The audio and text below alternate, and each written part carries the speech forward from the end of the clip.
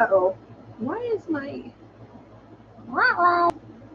Hang on, guys. I'm dealing with the Microsoft pop-up. I hate this browser. It always pops stuff up. Oh my gosh.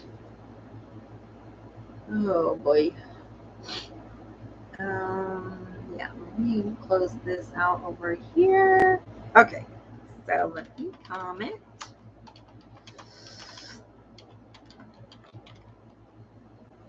I'm just gonna stay live. If anything, if anybody comes to this video and just read the description, that's really my main goal. I'm just gonna stay live. I'm gonna sit here and crochet, and any of my friends come in and want to chat with me, that's fine. My main purpose of doing this video is just to put this link out here and have people read the description so they can understand what's going on. I'm gonna get my crochet stuff out. I'll be right back, guys. Be right back. Grab me a crochet hook. What's the matter, Bookie Bookie? What's the matter with you? Huh? I'm so thirsty. I need something cold to bring. I had some ice water somewhere. Oh, what am I gonna make today? What am I gonna make today? I don't know. I think I'll make a baby bonnet or something. I haven't crocheted in so long, but right now I'm so thirsty. I'm gonna crochet. I'll be right back. Y'all, please read the description. Please, I'm pretty please.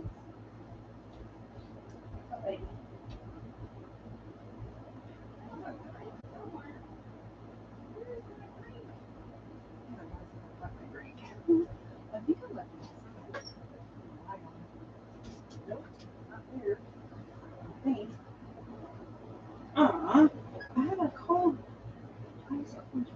Oh,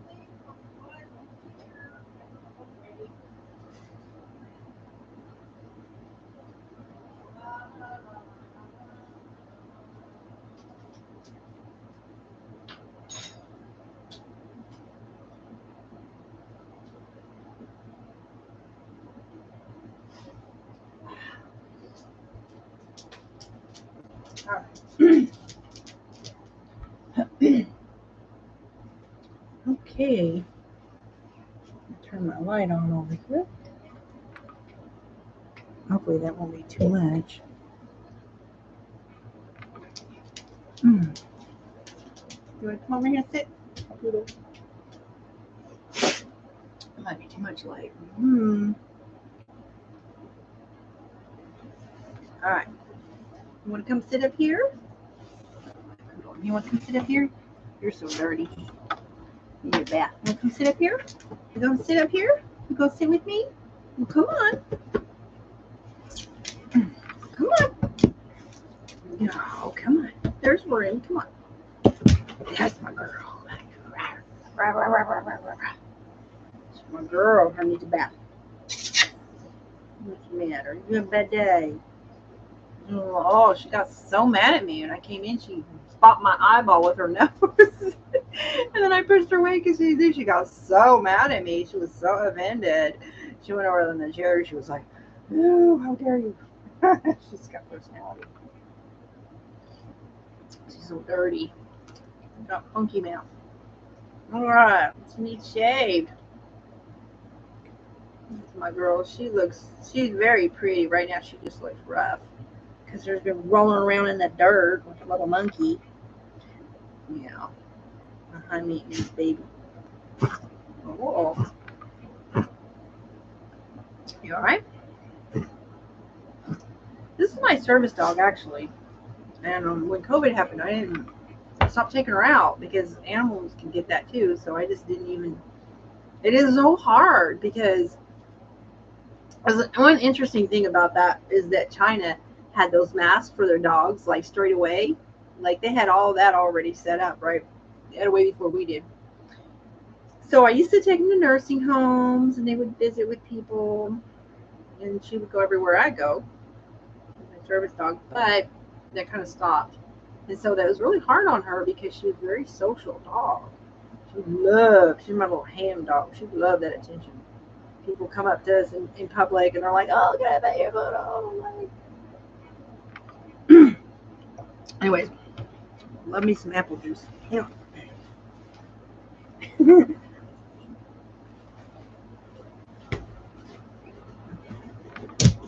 All right. Whew, sitting on my yard. Yeah. So I just recently taught the I did a tutorial on the the double crochet stacking stitch. That's actually pretty cool. I don't know that I would actually use it, but I thought it's a nice stitch to know. I don't really know if you can crochet faster with that stitch. But anywho's, I do like to learn new stitches though. Anyways, so please read, if you're watching this, please read the description, because I'm just going to live stream. Even if I just leave my live stream on round the clock, and the more people that see what's in the description, the better. Like if I reach even, I don't know, 50 people who each tell somebody, you know, at least a few of them do, this case is very important. It matters a lot. I'm just really, it's just wrong what the feds are doing. They basically, so what it is in Massachusetts, if you haven't heard, there's a case called the TYRANNY trial. And and for, I'd say probably about 80% of the public, of people that I've seen commenting online about it, are absolutely convinced that tyranny has happened. Like really, when they get so confident in their corruption that they think that, you know, that you can convince somebody that you've been run over by a car, even though you only have one injury, an injury that was so bad that it broke your skull in multiple places, but you don't have any other injuries here. I mean, this is the things that the feds sent in.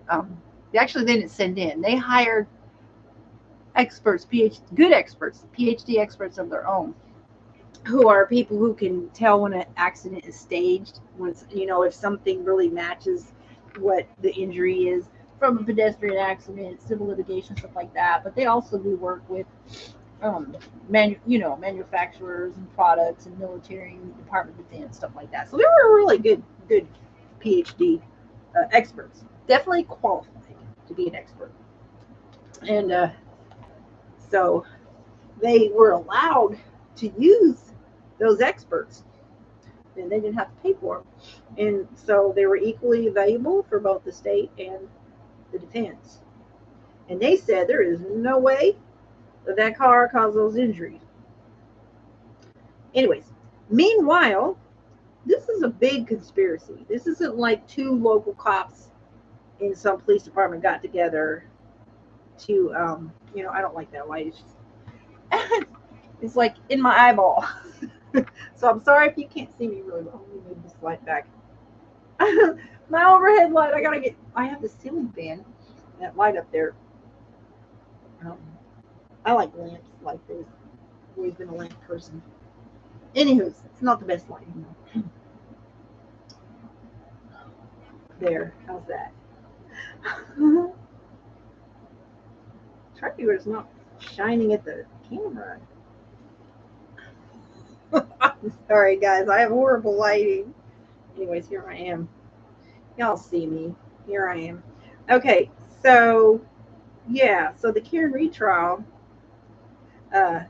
basically is an expert witness war that this DA started. And he was this guy with an associate degree, and it just really wasn't even qualified, who testified that exactly 12:45, according to this car data, which the FBI expert says there was no incidents with her car data, so it was so bogus. It's very concerning that the jury did not easily come to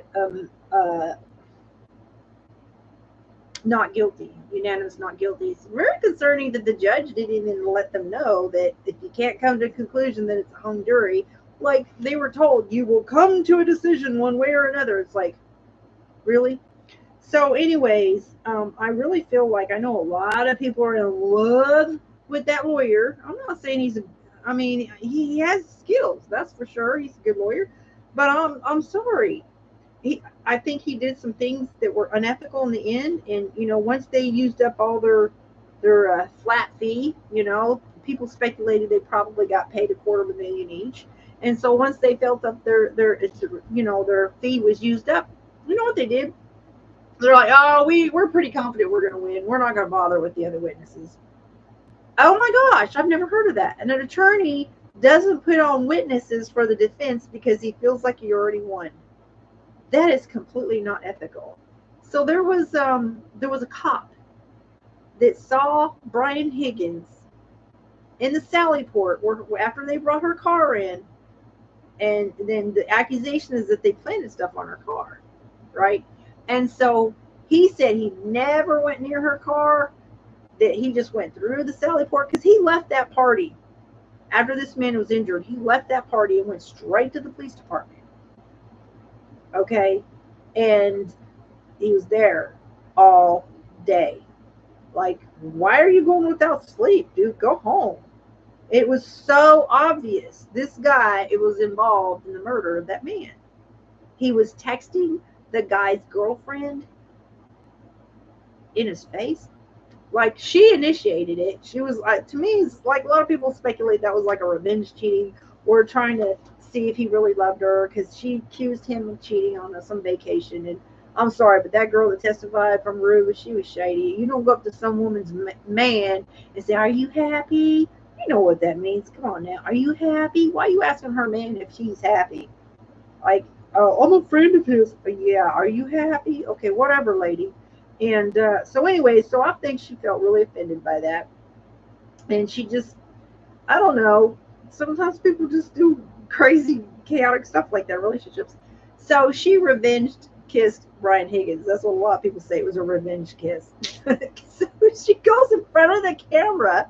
She'd been living there, or partially living there at least, for going on 2 years. She knew that camera was there. How's she going to take that man in front of that camera and kiss him in front of that camera, knowing that her man is going to see that? Like, and then later she's like, maybe at one point, I don't know what her deal was, like what that whole romantic flirt she was with him, but they try to use that against her. Like, she's cheating on him and she's ending, the relation's coming to the end. And I'm just like, if anything, all that did was show that he had motive. So here's what happens. So he's like, oh yeah, I'm about the serious, I'm wanting the real deal and all this and that. And he's so coy. He wants women to chase him and act like he's being pursued, and so then she doesn't text him anymore. And then she's working it out with John. So then after a weekend goes by, she's with him and he's texting her, like, why didn't, you didn't, what happened? Like, why you didn't text me? And she's like, well, it goes both ways.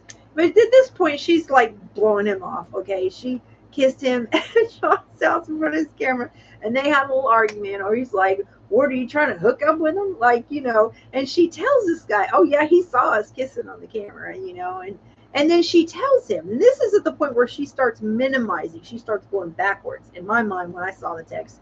So at this point, after she has this little, okay, John saw this and he got jealous, so that means he loves me, I feel a little better. And so she starts blowing Brian off, like, okay, well, it was, it wasn't really a kiss, it was just a peck.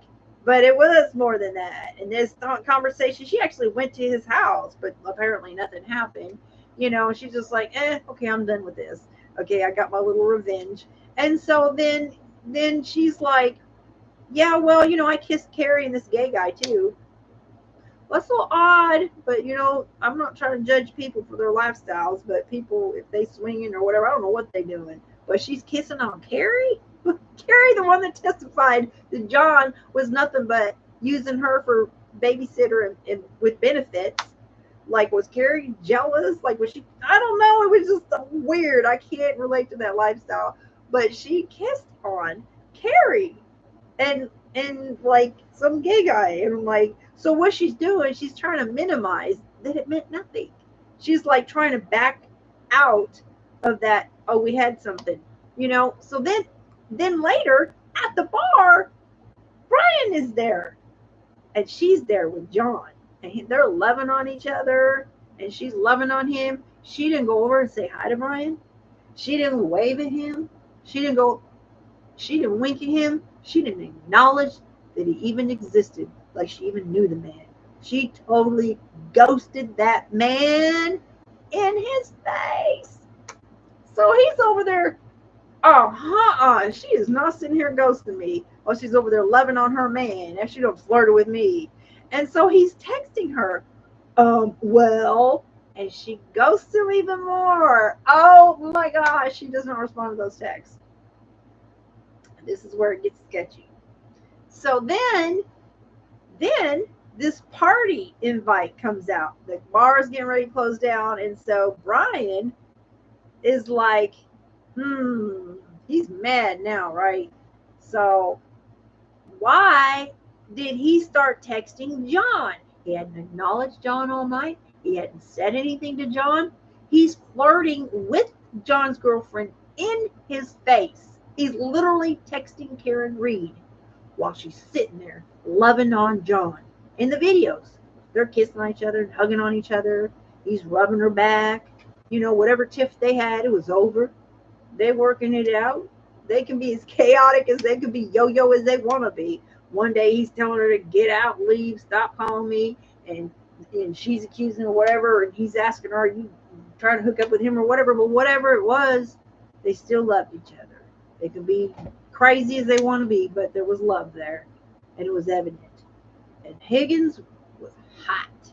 So he's like texting her in John's face. Who does that? Like, let him try to work it out. You saw they was having a fight. Yeah, she shouldn't have tried to use you as a revenge kiss, or she shouldn't, you know what I mean? Break up with somebody if you're going to, you know what I mean? But some people do that. But here he is in this bar texting Karen Reed in John's face. That's not friendship behavior. So then Jen tries to start to pull Karen away from John. I think her name was Karina, Nicholas and Karina. I can't pronounce her last name. But she testified that Jen had tried to pull Karen away from John, like, come with me. Well, where are we going? Well, you'll see, it's a surprise, is what Karina said. And so then she said she saw that she didn't leave with Jen. She went back over to John. Now, this is important because at the trial, Jen testifies that they were outside when she was trying to pull her away. She's like, well, no, I mean, we just were all getting ready to get in our car, and I just figured she could drive with me. No, they were inside. Jen and Karen were not outside when she said that to her. They were still inside, and Karina was right there. She heard her say that. So the fact that she lied about that is very indicative. Okay, so it's like they planned something. And so could have been a fluke, right? So anyways, Karen is with John, and she's not leaving his side. And it makes me wonder if Jen had something going with John, too, because of some of the things she did and said. Like the whole raining men. Weird. But anyways, so she leaves, and Brian Higgins starts texting John.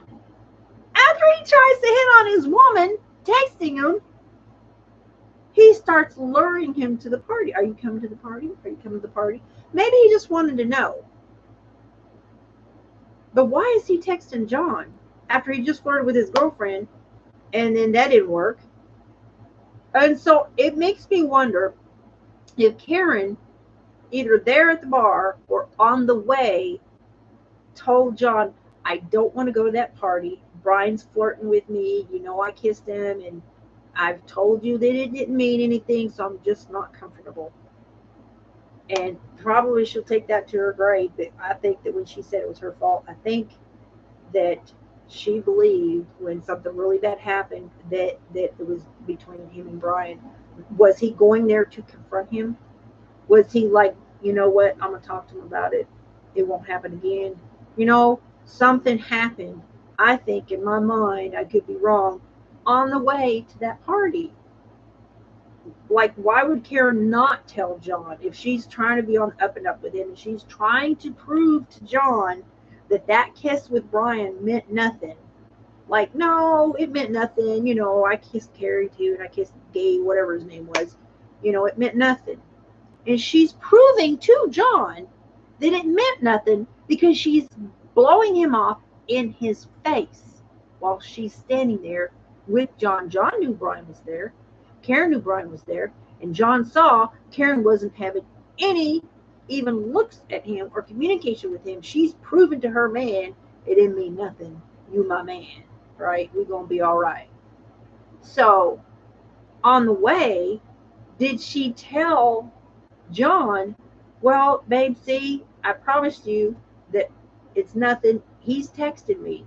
And John could have said, well, I'll deal with that. Because that certainly could have been a reason for a fight if there was a fight. If there was a fight. I don't buy into the whole Colin thing. I just don't. Because teenagers are punks, and I don't mean that in a mean way. They just are. You know, it's just bluff. I mean, yeah, he said he'd never been in a fight, and I'm sorry, I believe it. Like, they talk a lot of bunk. And so what if he was, you know, bad about himself boxing without taping his hands up? You know, kids do that. That's how they, I'm sorry, but that's how they act. And there was no record of him getting in any fights other than this trying to show out to somebody in front of his friends. Like, there's no records of any fights at school. And kids act like that. They it's almost like they have to, you know, because high school is like rough. My friends and I, we just went to see a movie. It was called Inside Out 2. And it was about this, you know, teenager and how, you know, she was trying to fit in. It was really a cute movie, but it was also it was really a good movie because they're talking about, you know, the core person who doesn't get caught up in peer pressure. And even if they do, they find their way back to being the good person that's inside. But I'm telling you, kids face a lot of peer pressure.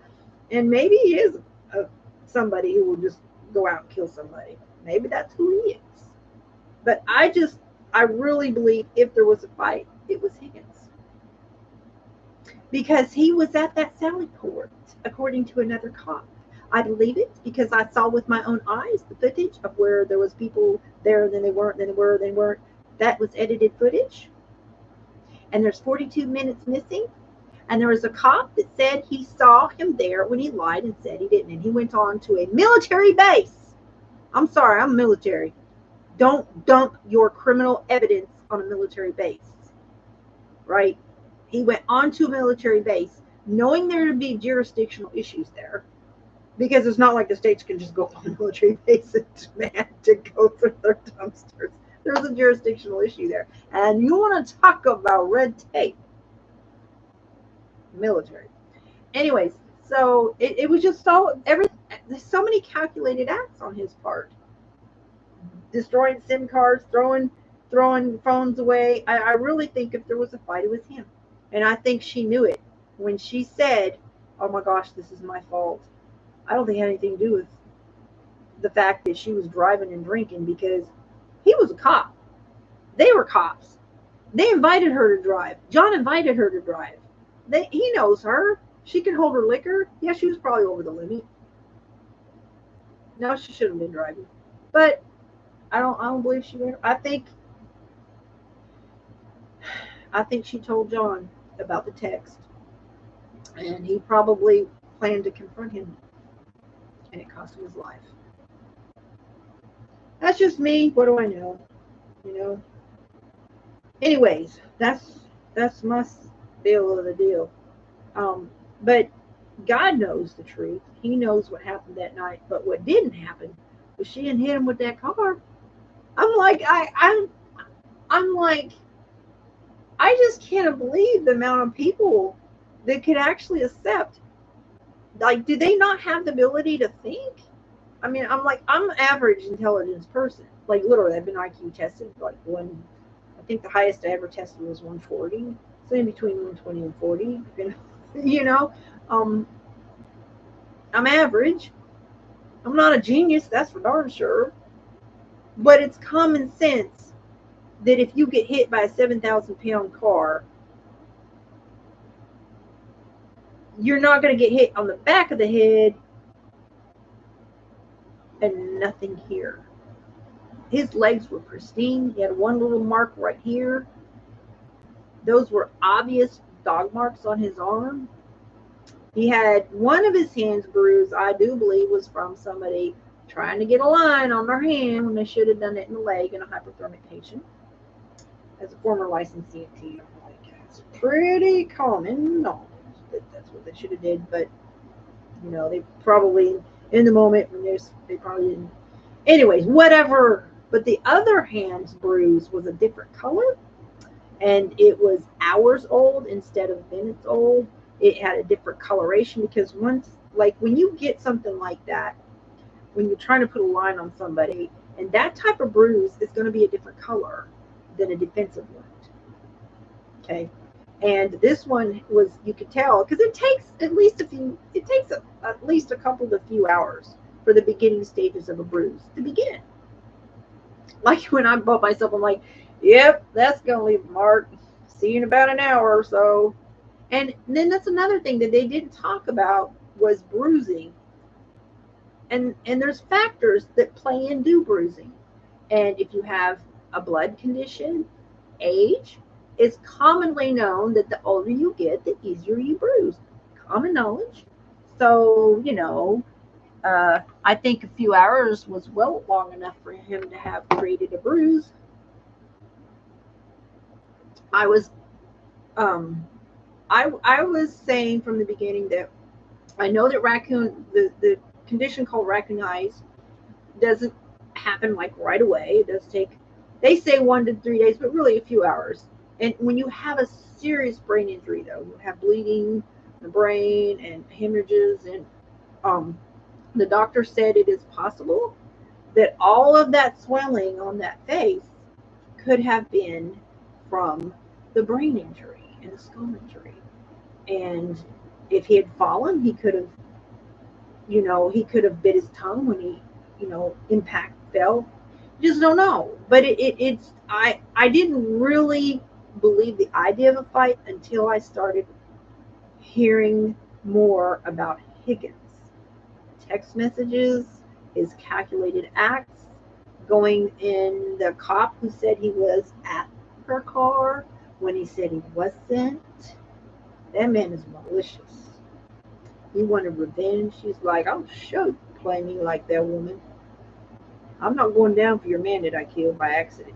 I don't know if he fought him that he intended to kill him when he hit him. Like sometimes when people hit somebody like that, they're just angry. They're out of control, But some of them, they mean to kill him. It's hard to tell. Only God knows. I'm just telling you, that man, I don't trust him. And I'm very disappointed in Yannetti, who I guess he felt like, been here for 8 weeks, been working every day. I'm like ready to move on. And I'm not going to call any more witnesses. I've used up my money. And I'm sorry. You don't not call witnesses because you feel like you won the case already. I've never heard a lawyer talk like that. I'm not going to call any more witnesses. I've won this already. I've never heard that. I've never heard that. Have you ever heard that? Did they do that to O.J. Simpson? They had a pretty strong case.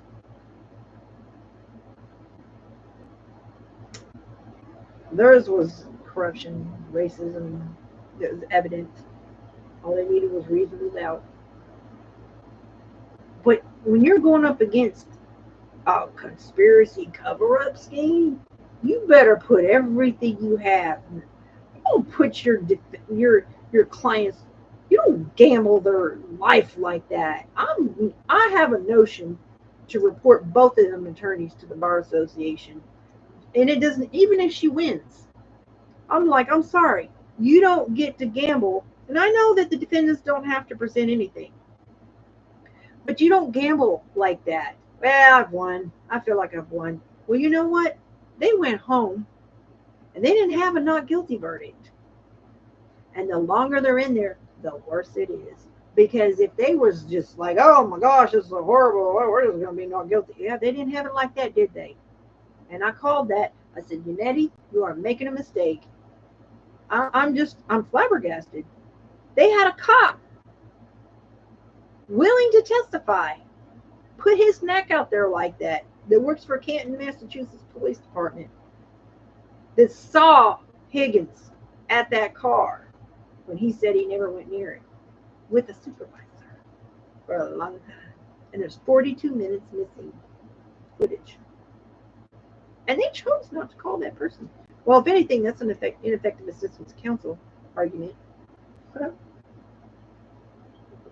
that was just wrong. And I think the world should have seen that too. And then you had two people that was attacked by that dog. They really needed to hammer that home. Nah, I feel like, we've done enough damage. They really are in their own mind that they think that they've got that jury. And they didn't even count on the fact that they're going to send those two women home where they saw the disgust in their faces. I already said it. I called it and I said it. Yeah, the more they respond, those are going to be the ones that will be eliminated. Yep. And they were. It's in God's hands, though, and that's why I'm asking people to pray, because it's not so much about Karen Reed. It's certainly not justice to John O'Keefe. Sadly, not to his family either. They're deceived. Pray for them to be able to see the truth. You just don't get marks like that, and you don't just get a head injury only. And that deputy chief of police of Canton Police, who took a Canton car, went to another town, and ran over an old man a couple months ago who was disabled, walking with a cane, wearing a reflective vest. She struck a pedestrian. He lived, but he was very seriously injured, and being old that he was, he's probably never going to be the same. He had to have multiple surgeries. So many fractured bones all the way down. Legs, hips, pelvis, ribs, head injury, face injury, arm injury, totally consistent with being hit by a car. And there's John O'Keefe, 6 foot something, only gets hit in the head. And the way that expert witness that the feds hired, I was just like, dude, tell him now. He even threw some visuals in there. He's like, even if you position yourself this way, you're still not going to have just a head injury. You're going to have neck injuries too in all of this. So, yeah, that deputy chief of police of Canton, I think she got an idea of what really happens when you run somebody over with a car. Means that she ran somebody over with the car while this trial was going on. Yet she's still going to allow her cops to lie and say that John only had a head injury. I think she needs to be removed from power. It's up to us people. Apostle Paul, read Acts chapter 16 to 20. They violated his secular rights.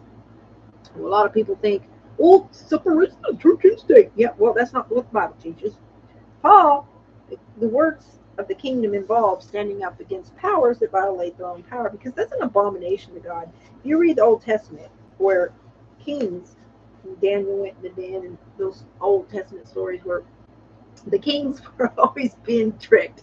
There was always somebody trying to lobby the king to get him to pass some decree, you know, to attack the Jews or whatever, and he would trick this king into writing some something decree that would somehow harm the Jews, you know, and then he would lament that he figured out he was tricked into harming Daniel, or you know, and he couldn't take it back because he can't violate his own law, you know. So he's just like, well, God be with you, and he was, you know. But and the Romans were very serious. If they were caught violating Roman rights, it was serious, right? And it's an abomination to God for powers to be to violate their own law. And so Paul, I mean, he had all the gifts of the Holy Spirit. He was raising people from the dead. He was healing. He was preaching and teaching and evangelizing, speaking the whole 9 yards. He had it all, right? So he's put in prison, and he's held in stocks. And prison was something. There wasn't nothing to play with back then, right? It was a dungeon. He puts him in stocks and the whole 9 yards. And so when they figured out that they had beat him and they had violated his Roman rights and due process, you know, those Roman rights were very valuable, right? And they were scared. They're like, oh, man. And so they're like, our bad, you can go now. We're sorry, we didn't realize you were Roman. He's like, oh, you think you're going to send me away privately? No, you tell those who are trying to send me away they need to come into my face and acknowledge what they did. He could have been out preaching and healing, but because those are works. When you stand up against powers who violated their own power, that's taking down strongholds in high places. And that was a work. That was a work of the kingdom. And so don't let everybody ever tell you that legal stuff is not a part of works, because it is. See? Radical Paul. You know, just imagine today if somebody was like being set free from jail because they violated their rights, and they just stood there and said, nope, not leaving. You think you're going to send me away without them coming to acknowledge what they did? That DA and that cop better get over here and acknowledge what they did. Could you just imagine? That's literally what Apostle Paul did. Oh my goodness. So people need to be out there. They need to make fighting corruption a part of their ministry, in every ministry. Okay, I know everybody has things in the world or whatever that they're supposed to be doing, but you can't ignore something. It's just that if the state of the corruption of our country, I really blame the churches a lot. They want to talk about how their rights are being persecuted, but they won't go out there and stand up against injustices. They're just all so busy. Busy.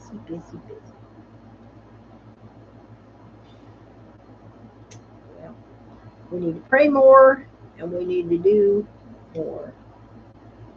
Not just live for ourselves. But anyways, one thing that's been interesting about this case, because I'm medically retired, right? And the amount of people watching this case all day, it's like, wow. How are they watching this case? I guess they don't work. I don't know. Maybe they're like me. I don't know. There's a lot of people watching this trial. There's a lot of people out there all day, every day, even when it's hot. God bless them. But I wish people would not crowd those lawyers and Karen like that.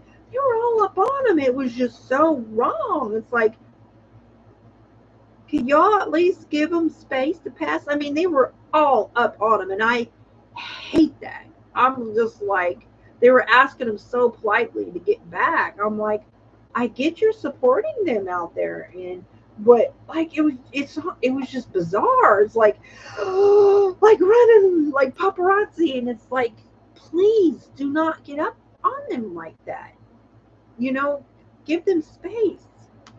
And it's also dangerous too, because if somebody really hates her or wants to do harm to her, you can't even, nobody can watch out for her either. Anyways, so I don't know. I don't know why people do that. I don't get it. Please don't do that to her. And it's weird because they hadn't been doing that. Like, I mean, you know, they'll like stand on the sidewalk and they'll cheer, you know. I've been watching her every day. She's been able to walk down the sidewalk and they're all like cheering her and stuff like that. But today was just weird. It was just bizarre. The amount of people and the amount of cameras are all I mean, they're just surrounding her. They're just like all up on her.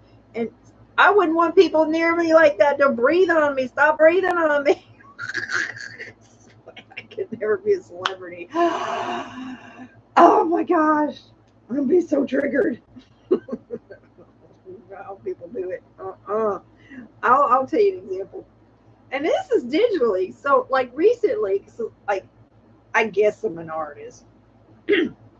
So I was playing Roblox for a long time. I do like acrylic pour arts. Like, where's my painting? You see my painting up there this way. Up there. Like I do acrylic pour paintings and stuff like that. Okay, so I mean I've got videos like that. But on Roblox, so I'm like I am spray paint artist. So, you know, I'm like painting and doing art like that. And like people, I would paint their avatars, you know, and that's kind of a real popular thing. People paint each other's avatars, you know, and there's some of them, it's like they grow their YouTube by doing that. And like a lot of people will crowd them, then will want their avatar painted or whatever, you know, and so there was this really popular YouTube channel that I really like. She's so funny. The Flea. She's hilarious. Oh my gosh, she's so funny. I love her channel. She's a great artist too. She has that gel technique. Anyway, so I explored the world of digital painting and I really loved it. So I did that for some months. And she's kind of a big YouTuber. She's got not quite 500,000 now. Anyways, so so she's, you know, I've been in some different videos with her, you know, and I've painted her stuff. She shows up and she's, you know, so kind of know her a little bit. And she's really cool. She's really down to earth, really nice person, and just really good artist. So I like to watch you know, watch each other paint, you know. And so if you see my Roblox playlist, so a lot of us, you know, we do like painting stuff, paint together. We'll be painting projects together. We have dance parties together. So it's pretty cool. So Flea shows up and she wants to paint my video. She wants to paint my avatar. I kind of had a cool avatar. So anyway, so she's painting my avatar and I was so happy because I got to watch her paint because I really like her style. And so I'm watching her paint. I'm doing a video and she puts my avatar, her painting me, my avatar or whatever, and she features, you know, a few people. So then I, you know, so I'm like, oh, that's so cool, you know. And so then it was just a few days later, I go back into this spray paint game, and these kids start surrounding me, and they think I'm a celebrity, and I'm just like, I'm so glad this is digital, right? Because they're like following me around. They're like literally thinking I'm a celebrity. I'm like, no, I'm not a celebrity, you know, because it's like, I guess I had a couple 100,000 views by then, and I didn't realize the effect that would have. That all these people like know me now. They know my avatar, you know, and I'm just like, they start chasing me. I'm just like, oh my gosh. Anyways, but they're just kids, you know. And anyways, it's a weird, this whole, it's just weird. I don't know. It's like when people like get a lot of attention for whatever reason, whether it's negative reasons or whatever reason in the media, it's like they just become obsessed. I don't know how else to say it. And anyways, it's just kind of, I don't know, it's in a way it's sad because I think a lot of people think she's rich. And honestly, I kind of thought she was well off myself. And they're making all this money on these YouTube channels, just want to talk about her case, and people give them money, and some lawyers thinking they're giving legal advice when really they're just saying things that are untrue. you know, about certain somebody, claiming certain somebody didn't do anything wrong. And just, I don't know. I mean, I get it. They're a live streamer and they cover things and that's what people like. That's cool. But all these people trying to act like they're standing up for her and they're just taking money and they're getting rich. Meanwhile, she has serious medical conditions. She's lost her job. She's lost insurance. She has medical stuff. She has no income. And she is really struggling. And they try to reduce her bond because she has to pay for those expert witnesses. And those lawyers wanted to win that case. And yet, no, you know, but the expert witnesses come out of their fee. So you try to reduce the bond based on the things that they have revealed, you know, and she needed that money. She never asked for anything that I know of. Maybe she had some fundraisers. But it's like I didn't see anybody offering to help her. But I'm glad that people are out there, you know, they're taking their time off from work or whatever. I saw in a video today where some people are using up all their vacation days or whatever it is that they have. They're making expenses to make signs and they're out there in that heat. I don't know how hot it gets on the East Coast. Not that hot. I did live in, you know, the East Coast for a short bit, a couple times. Actually, I was in the National Guard in Connecticut for a little while before I went active duty. And I lived in New Jersey for a little bit. And then I was in Maryland for the Gulf War Illness Treatment Program for a few weeks. So it doesn't really get that hot there, but still, you know, they're out there all day. I think that's pretty cool. I think that's pretty courageous, and I think more people need to do that. But I just don't understand. I don't understand why they're flocking her like that. Like, why? Why are you doing that? And I don't understand. Like today, why today? I didn't understand what was different about today. They closed. Things went. It was crazy. It was just really a mob. Like every day you see them walking every day through the whole trial. You see her walking. She goes down the steps. People are cheering her or whatever. She's walking down the sidewalk, and people are kind of following. People are just like saying hi to her. She goes by. But today was just crazy. I mean, you should look at the video. It's just they're just in her face. And I did not like that at all. People were politely telling them to please give her space. And I'm like, she shouldn't have to ask for that. It's just that I just didn't understand why they couldn't move. I didn't understand that. I mean, you would have cases where they block a defendant. I've never seen them act like that in that manner. And the media, there was so many cameras.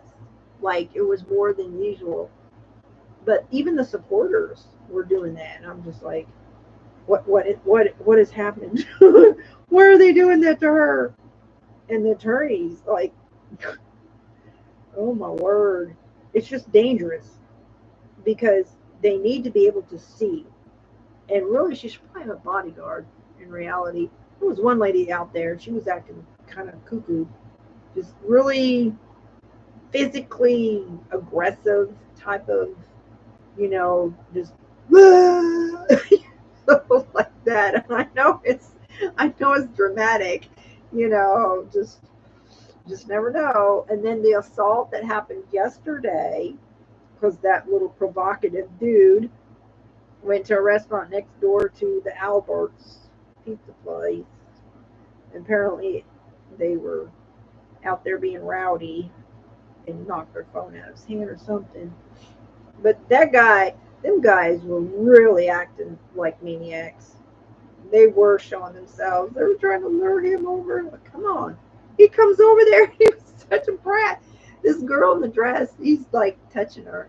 Like, acting like, when you're like, he's touching me. Like when you're a 10-year-old and you just like, be like, Mom, he's touching me. Like that. He's like, why are you touching her? And he's like, I'm like just acting like a child, but you're doing it to an adult. It was crazy. Craziest thing. But then he kept trying to get this guy to come over next door. I mean, it was just madness. Madness, right?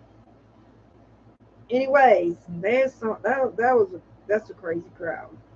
I'm just like, this is the crowd that they said killed that man. But I just don't understand really and truly why they keep taking into that teenager, because to me, just a punk. And I don't mean that to be mean. I think he's just a punk. I don't think he's just some kid who talks a lot of smack. And I understand. I could be wrong. I blame Higgins. If there was a fight, it was Higgins. And I think Karen told John. I think she told him that he texted her. She probably showed him the text. Babe, see, I told you. Babe, see, I told you that it was that kiss didn't mean nothing. See, he texted me and I didn't respond back. He's like, he texted you while you're with me.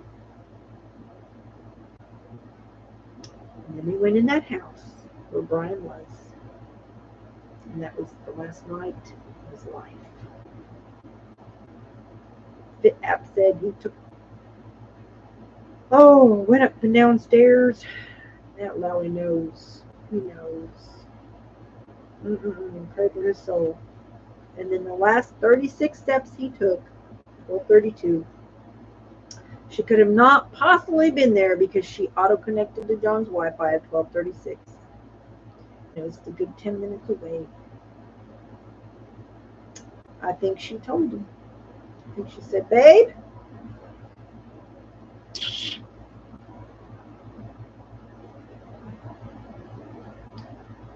texted me and I didn't text him back. What do you mean he texted you? Yeah. You know. And then showed him the text. He was like, he gonna text my woman while I'm sitting there. We'll see about that. I mean, you know, what is John supposed to do? What would he do? Think about it. What would John do if he found out that this guy's texting his woman after he kissed his woman at his house and they worked it out and he's sitting there loving on his woman and he's texting her? What's he supposed to do? What would he do? I don't know the man, but I am curious. What, those who do know John, what would John have done? You want her, you can have her. Take her off my hands. I mean, is that something he would have said? Or, dude, what's your problem? Okay, we got problems, but we trying to work it out. Why are you dissing me, disrespecting me by texting my woman? Why are you kissing on my woman at my house? I don't care if she initiated it. That's my house. Why you kissing on my woman in my house? Why you texting my woman while she's out with me? What's your problem? I can't imagine he said nothing. Maybe he said nothing. Like,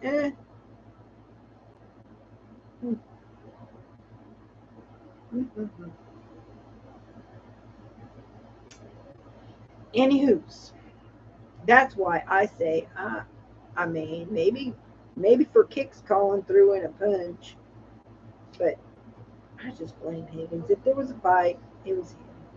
Especially since he was at her car and said he wasn't at the sound report for a long time, according to the cop. And then he threw his SIM card and his phone away on a military base. Yep. I blame Higgins. But I blame them all. I blame them all. I think they're ridiculous liars. Especially, I don't remember what her name is. Joey Nagel? I was right there. My eyes were on the door the whole time. So now I'm going to talk to my live stream, but my eyes are not going to leave the door.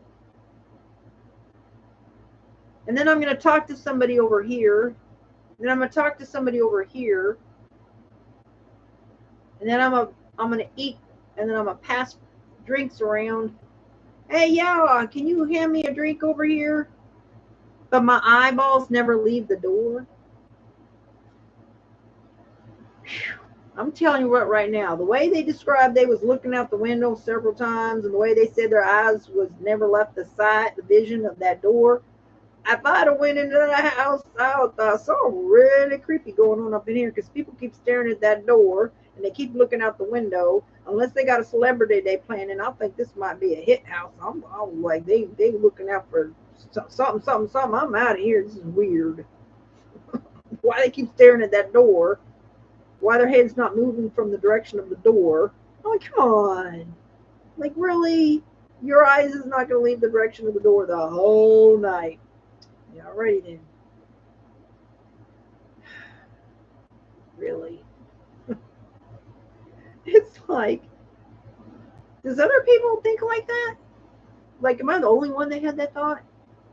See, here's the thing.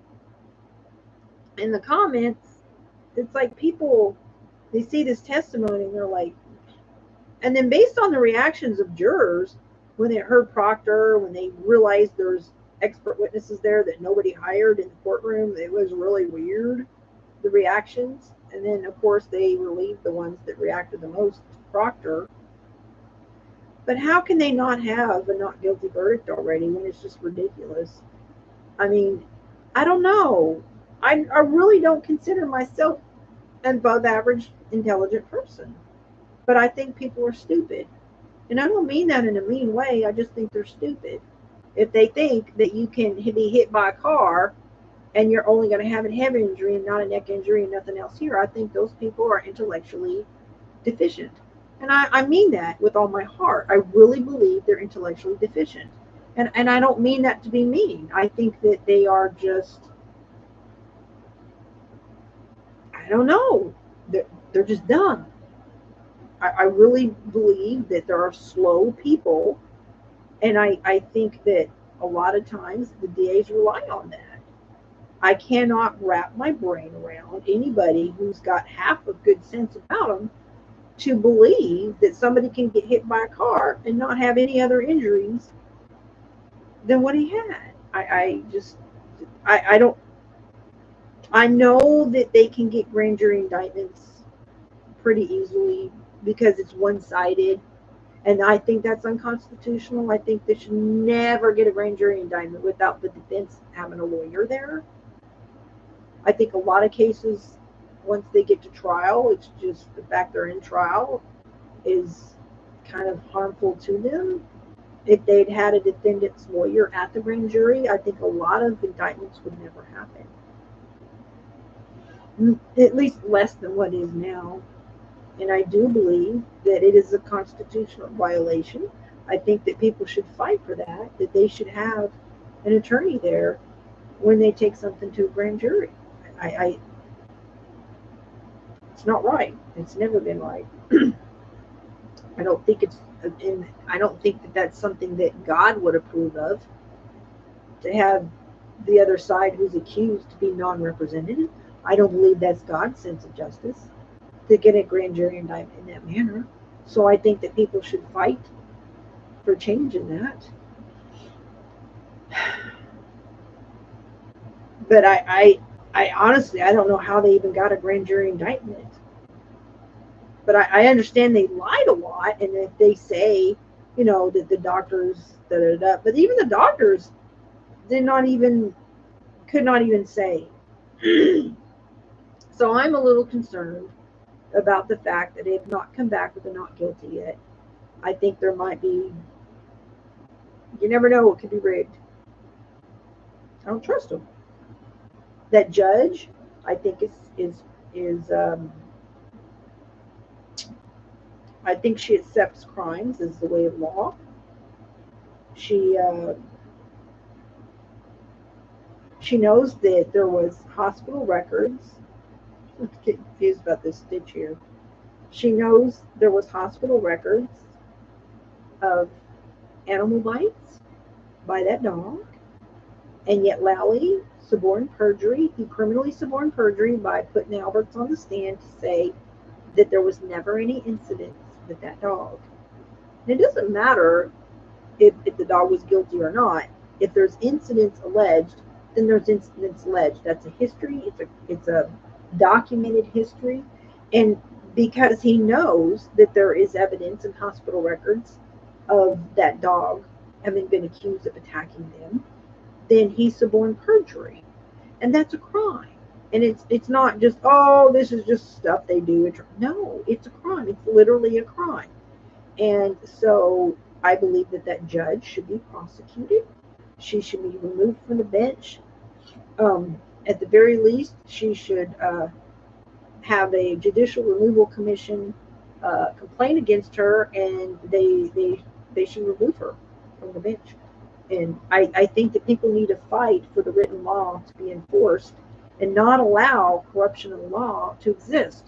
So they should demand that this judge be held accountable through the Massachusetts Judicial Removal Commission, that somebody needs to take those witnesses that got copies of those records, and they need to go and file a formal petition to the Massachusetts Judicial Removal Commission and say this judge is corrupt. She willfully, knowingly aided and abetted a county DA to suborn perjury by knowing that there are hospital records and animal control records of multiple people being attacked by that dog. She allowed the DA to suborn, do a criminal act of suborning perjury and violating his attorney ethics by suborning the Alberts to say there was never any accusations of animal attack. And that such corruption and aiding and abetting a DA to criminally suborn perjury and to violate his attorney ethics, she should be removed from the bench. And you make that argument, and if the Judicial Removal Commission does not take the complaint seriously and does not hold her accountable, then you move right along to the Department of Justice, the FBI, the AG, and you just make a big stink until they take it serious that the people are not going to allow corruption of the written law.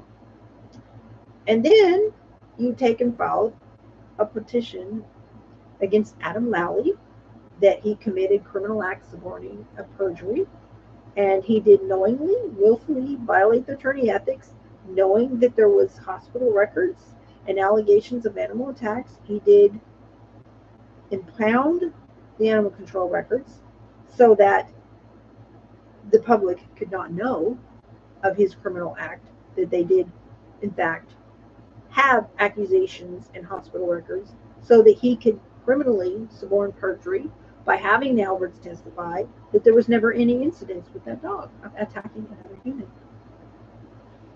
And then if they do not do what they should do and hold them accountable, then people continue and continue and continue. And you don't give up until they're held accountable. Because this is how corruption of the law exists. People cannot complain about corruption of the law if they're not willing to do their part. But when you fight corruption, it is very important to strategically fight it in a wise and effective way. Not just going up to people who are protected by statutes as witnesses, even though they should be defendants, and getting yourself charged and making Karen Reed look even worse, because then they get to talk about how they were abused. You know what I'm saying? The jury don't know them people are criminals. They're hearing it for the first time. Come on now. So you just have to use discernment and wisdom. And going out there on the court steps and booing the family of John O'Keefe is just not fruitful. Standing out there and making a scene, and that's making a presence. That's awesome.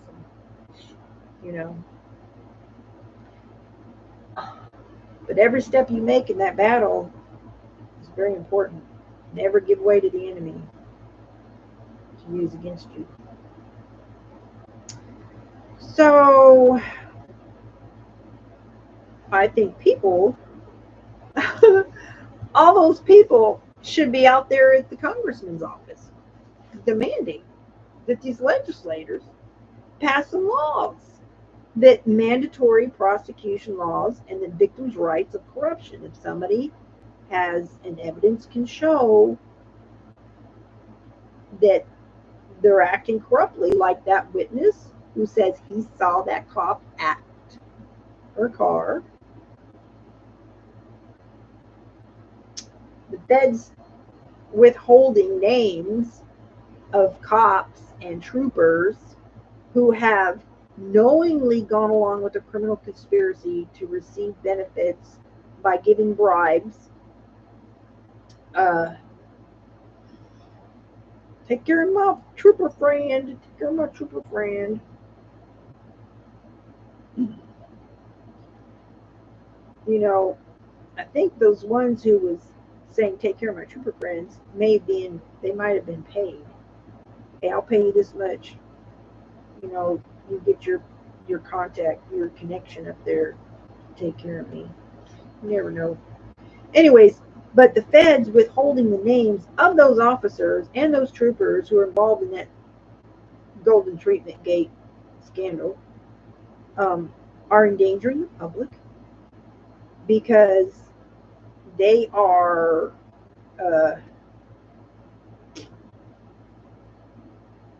allowing officers and troopers to stay in power who are corrupt.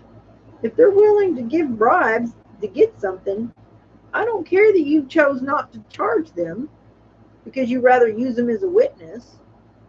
They don't get to stay in power because they've done corrupt acts and they've committed crimes. So that's why we desperately need mandatory prosecution laws. Somebody is caught in an act, they don't get to stay in power. If they've done corruption or deception with their authority, they don't get to stay in power.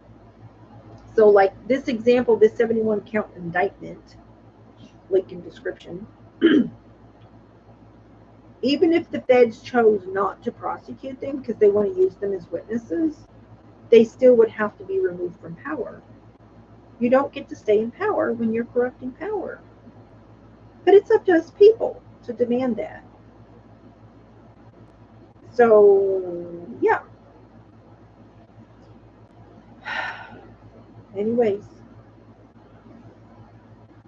I'm just going to keep live streaming with your people. See me or not. I'll just say, please read description. Share the link.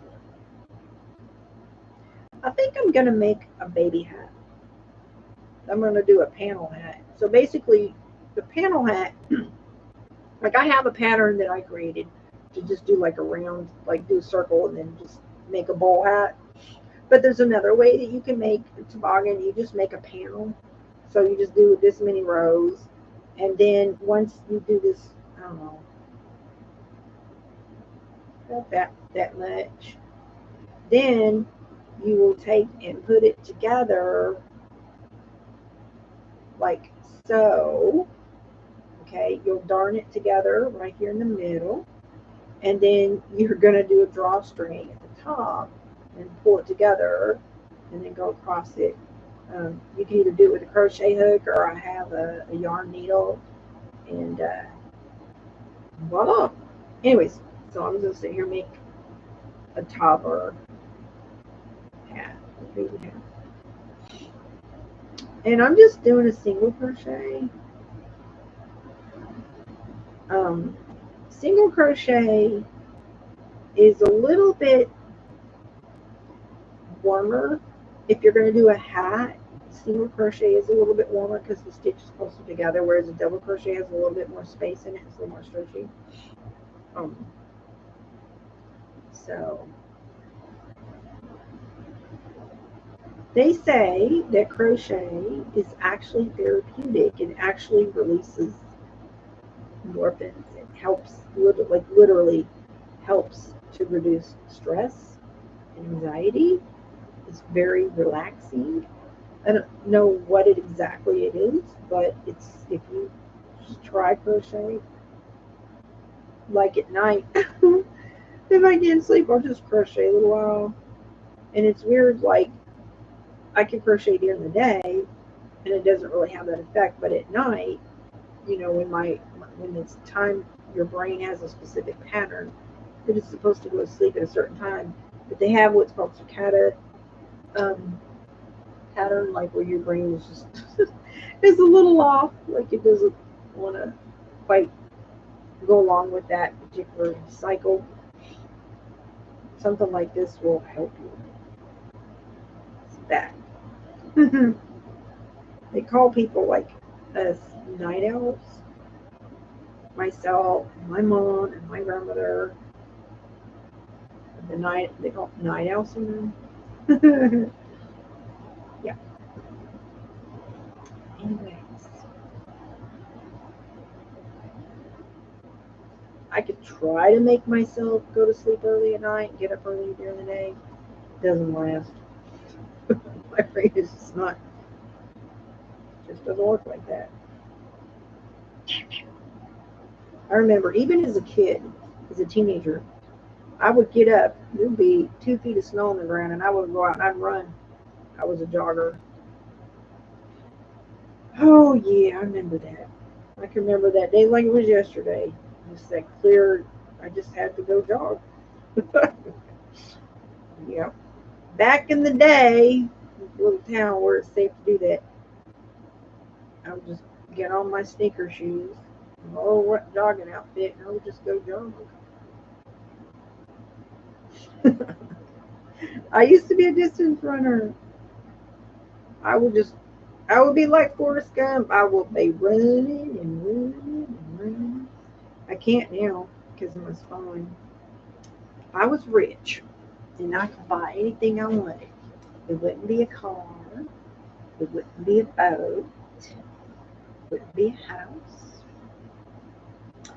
I would buy a gravity-free treadmill. That is a treadmill where athletics can still continue to get their aerobic exercise while they're healing from injuries. And it's really cool. Oh my gosh! I just got a notice on Facebook that somebody, last name Higgins, I wish I'd never joined that group. There's a group on Facebook. Did you hear that? Boom, boom. There's a group on Facebook that was Karen Reed group. And so, I joined it. I was just like, I don't really do Facebook. I don't really go in there. Then I kept starting getting these stupid pop-ups like that one just there. And there's just trolls. It's just trolls. It's like they set up a free Karen Reed Facebook group. And it was just trolls. And so I've been getting, I wish I'd never, ever had joined that. Because their families in there. Their in-laws. What a mess. No thank you, okay? And I don't accept friend invites anyways on Facebook. It's just my people. It's like I have a couple hundred friend invites as it is right now. And I just told them, you need to let me know how I know you.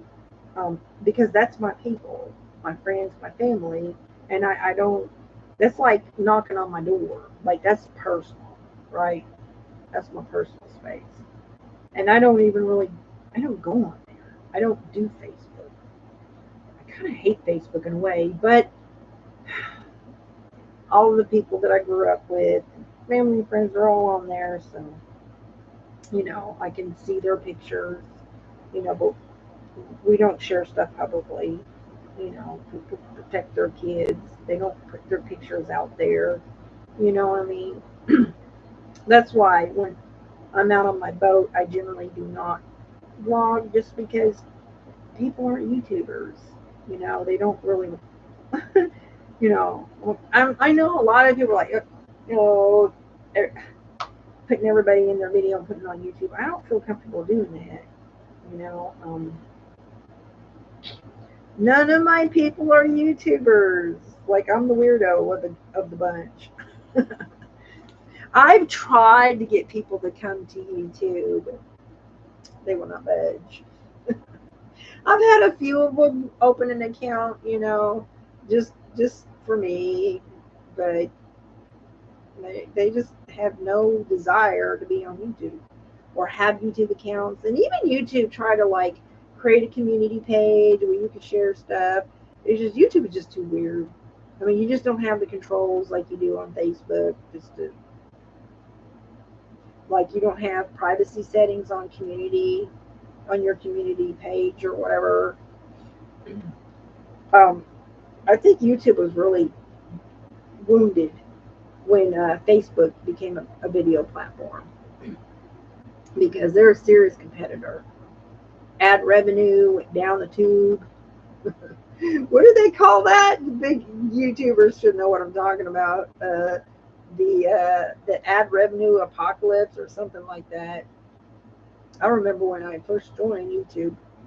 Actually, I was in law school, and I was just. I know it sounds ornery, but I mean, I watch YouTube a lot, so you know. But I would record myself doing my law subjects because you have to memorize it all. So I just record. So I'd have the audio to listen to towards contracts, you know, all the subjects, and you have to memorize every definition, every rule. And so I would just play the playlist all day long. So that was really the only reason I joined, you know, and I did make some, you know, reading the Bible playlists, but I never really intended to like, that was before there was like, you know, you can make money and all that other stuff.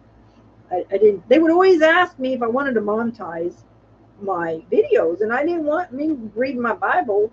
I wouldn't allow them to put ads on my Bible because I'm like, somebody's listening to the Bible, the Word of God be read. I don't want them having to have an ad interrupt the Word of God. I'm just like, that's tacky. So, you know, but some of the videos, you know, I did let them. That was back when you could control the ads, right? Like you can choose exactly what kind of ads goes on your videos, whether it be like a rolling ad that interrupts the video or just like a little something something on it or near it, you know, back when you had control. And I would get thousands of views. You could look on my main channel and I would have thousands of views on my videos. They were crap videos. I wasn't even trying. Like I would just do a video. Wasn't really anything. Just me hanging out in my living room. That was back at my other house. And I just hanging out in my living room playing with my dogs, like nothing. You know, I'm just sharing with my friends and stuff. And so I was monetized, a monetized channel. But then I shut my channel down and I quit. Facebook became a video platform, and there was just so much trolling, and you didn't really have much control back then. So I just shut my YouTube channel down, and I had several surgeries in a few years' time, and so I just quit uploading. So then I got the notice that they were going to take my monetization away because I was no longer uploading. And they went to that. You have to have 4,000 public watch hours or whatever. And really what it was is when they first started, there was only so many creators. But as it got bigger and bigger, now there's like 50 million creators, and they just don't have the ad revenue to share like that anymore. So there's only like 5% of 50 million creators that are monetized. So now it's just a scam. Like they tell you, do this, you can be monetized. Yeah, whatever. They're never going to be more than 5% people monetized on YouTube, period. So, you know. But I enjoy YouTube though, because, I mean, it's a free service. You can store all your memories on it. You can interact with your people I've met through the years. Um, I've got a lot of friends on YouTube. People I would hang out with in real life. I've talked to people on the phone that I've met through YouTube. We live stream together, we crochet together, we hang out. It's pretty cool, actually. So in a way, it is kind of it's nice because they don't have that on Facebook, or I don't think that you can do live stream and just hang out with other people. Like everybody sees like 6 people on the same screen, kind of deal. That's pretty cool. I like that. I think that's really cool from around the world. So, anyways, but I think that a lot of things YouTube does is just wrong. And I definitely don't want to be a celebrity. Oh my gosh. Nope. People come running up to me. That what I saw today, what they did to Karen Reed. Oh my gosh. I'm just like, it gave me anxiety just watching it. Like, whew. All those people so close to her, they're touching her. You're breathing on me. I'll tell you who I am. When I'm in a store, that whole 6 foot thing, this is horrible. When this pandemic was going on in the 6 foot thing, I so loved the 6 foot. Everybody has to keep 6 foot. This is horrible. Everybody has to keep 6 feet, 6 feet away from them. Like, yay! I can't stand it when somebody gets behind me in the line and they're breathing heavy, and I'm just like, I feel them breathing on me. I'm like, I'm OCD. 6 feet! Yay! So ornery. I'll have my walker. I'll tell you, ornery. I'm on my walker, and I'm just like, this is one of those people. They think they're from Europe and they're going to get all up on you, right? They want to get all up on you. Okay, I'm going to put my walker behind me or my buggy cart, whatever. And I will get up to the register and have my car behind me so I can have my space. Oh my gosh, I'm so ornery like that. I'm just like, I can't stand it when people stand so close to you. It's like, I'll take my cane. Sometimes I use a cane, sometimes I use a walker. And I'm just like, I cannot imagine all those people that was all up on Karen and her lawyers today. It's just like, space. Why were they doing that to her? Get up on the sidewalk and cheer her as she passes. Make her feel comfortable. Don't like crowd her like that to where she has to have people to get back. She's had a stressful day. Her life is on the line, and they're all ganging up on her. And she's got those people of the family, the man she loved, all just glaring at her. You can feel that energy of hatred, and she has to just sit there all day, no matter if she makes a face, if she cries, she don't cry, doesn't matter what happens, they're all going to criticize her, and I'm so thankful that she has so many people that just like, we know they're lying. I'm so thankful for her. Just imagine the amount of people that they have convinced. They're convinced. They're like those people sitting in the families area that just believe, that. Anyways, I think that's enough to have to have those people close to her like that with such negative energy. Then while they've got all this negative energy coming from right next to her, then you've got this guy over here trying, all these people witness and testifying against her, and just ganging up and piling up on her with demonic, clearly from Satan, from hell, lies. And it was enough. I think that's enough for her to have to go through. And then you go outside, and the people supposed to be for her, just like, not respecting her personal space at all. I don't get it. I don't know why today was so different. I don't know.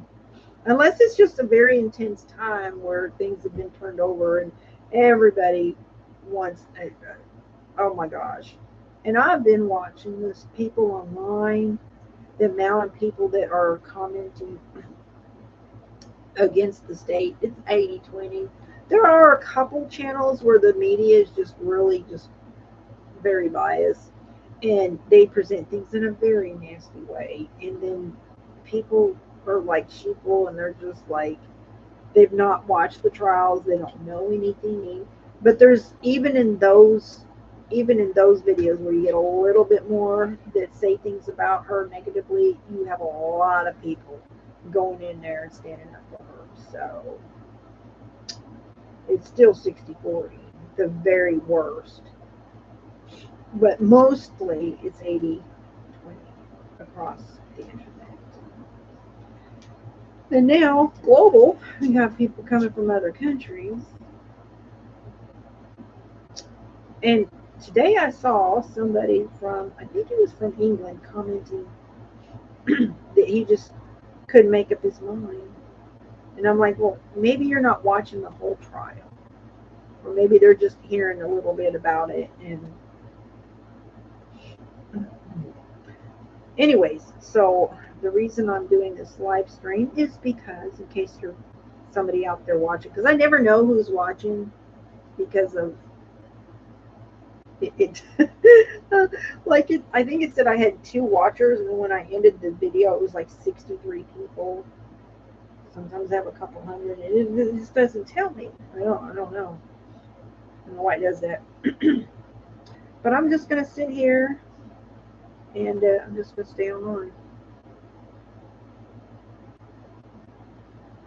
because I want people to I want them to know about that case. And I don't get visibility with YouTube. That's not right. I really want to play Sims right now, but I'm giving up my time to pray and try to expose what's going on with that case. Try to get some attention to that matter. And hoping somebody will come along and learn about that case and start sharing it. All it needs is for somebody to come along and tell one person who might have a bigger channel, and they'll start talking about that case. So I will just patiently wait, pray, and then when I get done with this, I'm going to go over there and I'm going to give my dog a haircut. My little poodle. Not a little poodle. I got standard poodles, they're not little. My boy, he turned 14 in March. I just lost his sister in January. You know, his prostate is enlarged, his liver enlarged. I think he's in pain. So,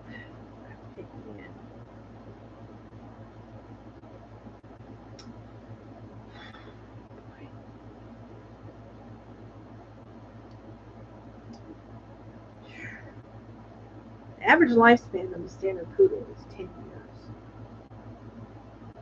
I've been really blessed.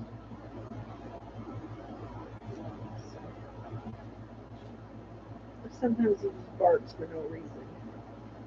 And I think that he's losing his hearing, so I can't imagine what that's like if you can't hear and he wants to hear himself bark.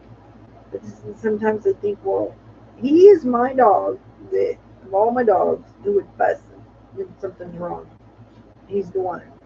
He's always my little whiny dog since he was a baby.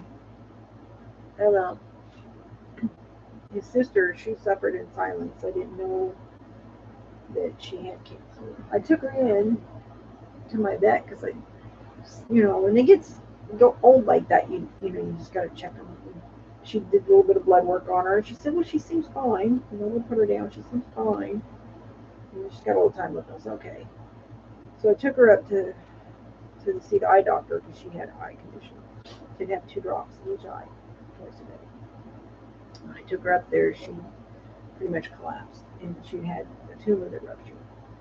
And I just felt horrible because I didn't know, because she was the one that she was just, some dogs just they don't give you any signs that, you know, other than them, that they're sleeping more, or if they're just, you know, they just, some of them just don't let you know something's wrong. And my Regan, he will, and I think he is. So I just have to face the music. Quality versus quantity. It's hard when your dogs get old, but I have to be so thankful. He's 14 years old in 3 months. That's old for a stand-up people.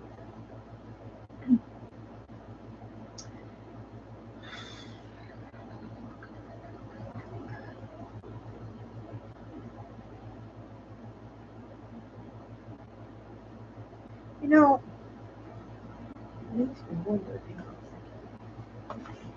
I'm gonna do something. Oh, it's 10:30 already.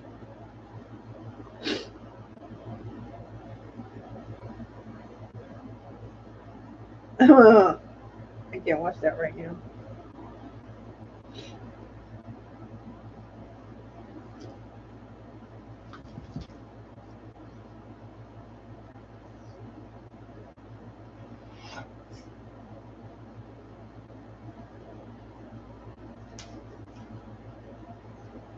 You know, it was weird because when all the live streams ended today, like, nobody announced when they went home. It was so weird. I looked and I looked and I looked, and I was traveling, so I, you know, when I at red light or whatever, or stopped some eat or whatever.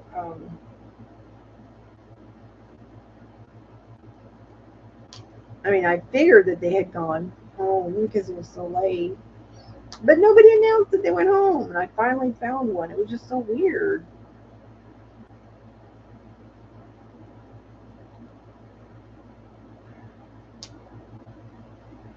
Somebody said she's gone.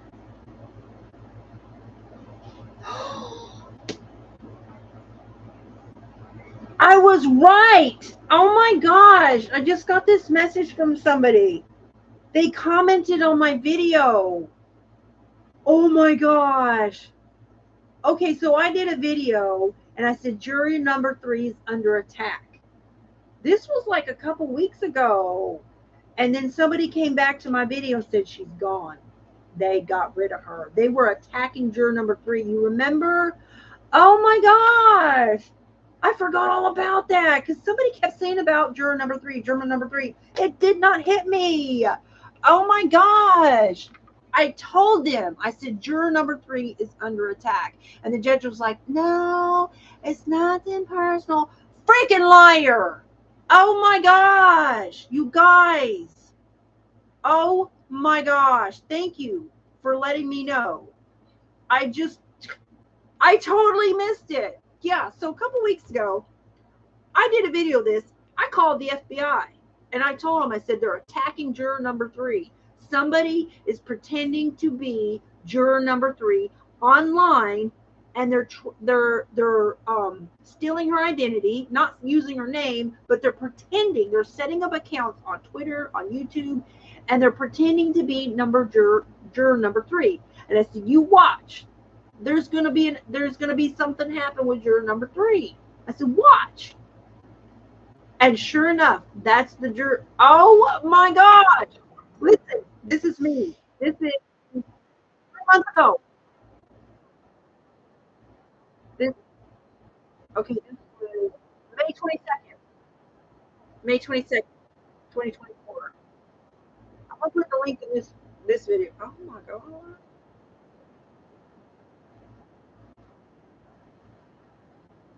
Mm-mm-mm. Somebody watched my video and remembered.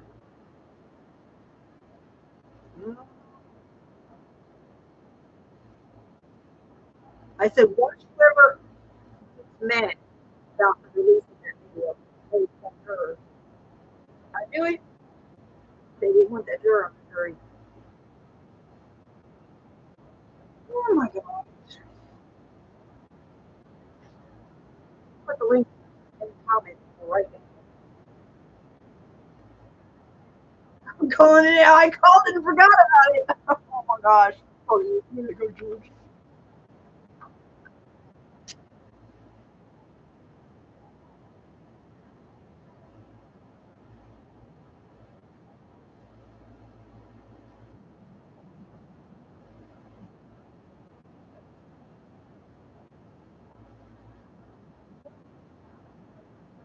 There's the video right there.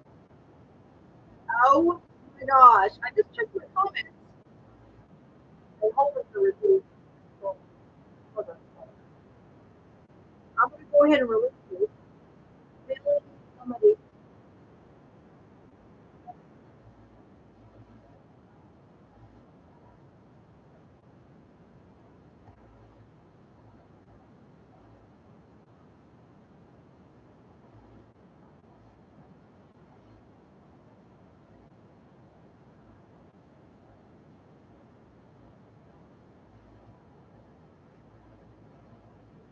Mm-hmm.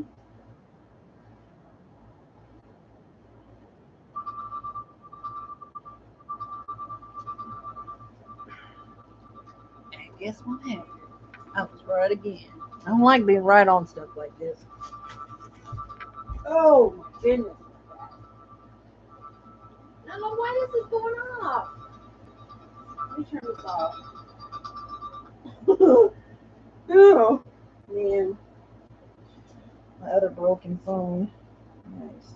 So thank you for commenting about that, because you know what? I forgot all about that. Yeah, so I had done a video that I saw comments of saying that juror number 3 was being reported for doing stuff online.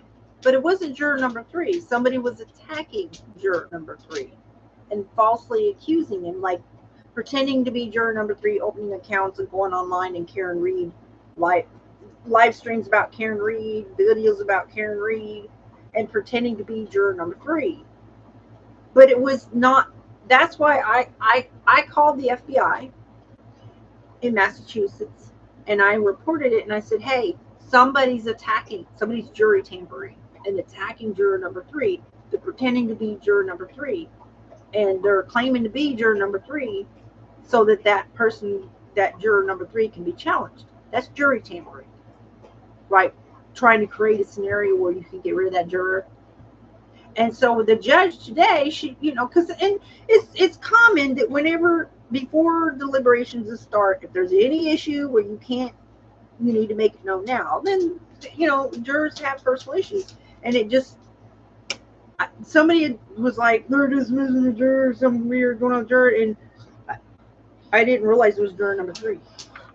I had thought about that the other day, but I was just like, it just didn't register today. But I'm out of town, I'm seeing sponsors, and just like, and somebody, I'm like, in the waiting room, and I'm just like, what are they talking about? I didn't remember until I somebody commented. They went back to my video. Here it is, May 22nd. Juror number 3 is under attack in Karen Reed trial. Someone pretending to be juror number 3 in Karen Reed trial. They were attacking her. And I think that juror should sue that person. So they can go to Google. The FBI should get involved now. They should go to Google. YouTube. Google owns YouTube, and whoever owns TikTok. And they can find the user number. They can pull the IP address, whoever was setting up that. That's identity theft. That's literally identity theft. You're claiming to be somebody else on the internet. That's identity theft. And that's a federal crime. And they need to investigate, because it has affected this trial now. And I don't know. And the judge today, I remember her saying it's nothing bad. It was just completely personal reason. Now I don't know if that was juror number 3, but this is what they said.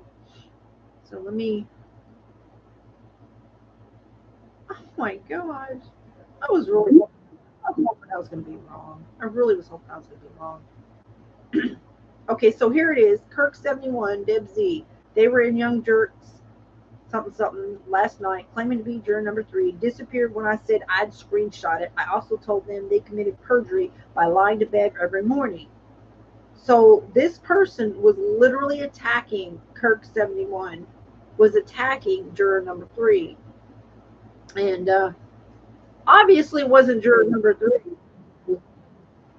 Obviously, there's trolls online. It's like today, someone was pretending to be Brian Albert, and he was saying in the chat, yeah, well, I tried to help, but my stupid son hit him with the weight equipment. And I'm like, hey, fake Brian, you're not helping. People are just pretending to be people. But somebody, I felt, because they said specifically juror number 3, that was an attack on that specific juror. And you can't let stuff like this affect the trial, because then people will do it all the time just to make a scenario to get rid of a juror. That should never work. That's why the FBI, all they got to do is go in there and they could pull that data and immediately see who that person was and arrest them for federal tampering with the jury. Doing it online is a federal crime. They're tampering with the jury. Yep. That's what they were doing. They were stealing the identity, not the name, but claiming to be juror number 3. I mean, it's just a troll is all it was. But this person is like, so you see this video, it says, Kirk 71 says, Deb Z, they were in Young Jerk's chat last night claiming to be juror number 3. Disappeared when I said I'd screenshot it. I also told them they committed perjury by lying to Bev every morning. And so then, I guess, yeah, they disappeared. It was just a troll. That's all it was. Juror number 3 ain't gonna make themselves known up there. It's just a troll. They've been, you don't know how many Jennifer McCabe's there are on the internet, how many Brian Alberts are on the internet. They constantly going in the chat pretending to be one of them. It's just, anyways. But I said, hey, I believe somebody is specifically attacking that jury, probably because they believe that person is not looking like they're accepting what the state is presenting, and so they're making a scenario to cause that person problems. And it may be, maybe that person found out about it and felt intimidated. I don't know. I mean, you don't intimidate and harass and menace the jurors like that. That's serious. And I don't think people should make accusations about the juror either, like accepting that that's real. And this guy's like, I told them they committed perjury. Like that person's really juror number 3. Like, please. I mean, because that would be a crime. Juror number 3 is not going to go on the internet for everybody to see, say, hey, here I am, I'm a perjurer. I mean, come on, get real. But somebody wanted to make an issue about juror number 3. They're just so menacing. So anyways, I documented it. I called feds. And, just to let them know, I wanted them to pull the data and find out who it was. That wasn't right. And they waited to the last day. Hallelujah. Thank you, Jesus. That no matter the works of the devil, deception doesn't mean. Just have to keep praying. I'm glad I checked my comments. I don't let comments on my channel because, wow. Golly gee. Let me see. Who was that person that commented? Billy Morgan 1971. Oh, he just commented me 2 hours ago.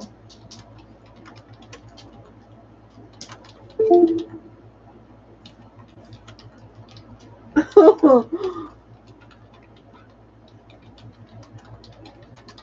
don't know why I'm in all caps because I'm blind. I don't have my glasses on, so please bear with me. I'm like, my screen is like, I don't know, a few feet away. People get mad about caps. I don't know what their issue is about caps. It's like, it's easier to read. You know, there's people that write in all caps. They literally write in all caps. It's like that's all they know.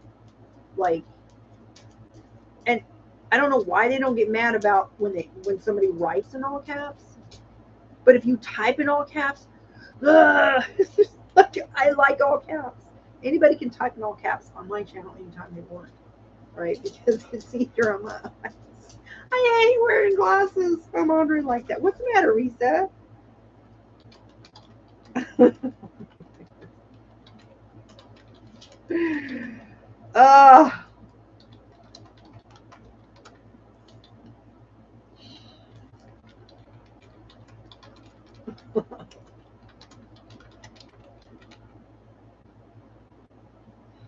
Wow.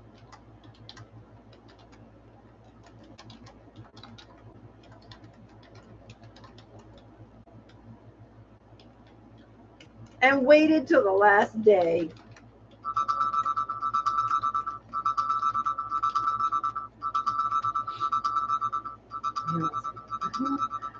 Oh, man. I don't know why my alarms are going off.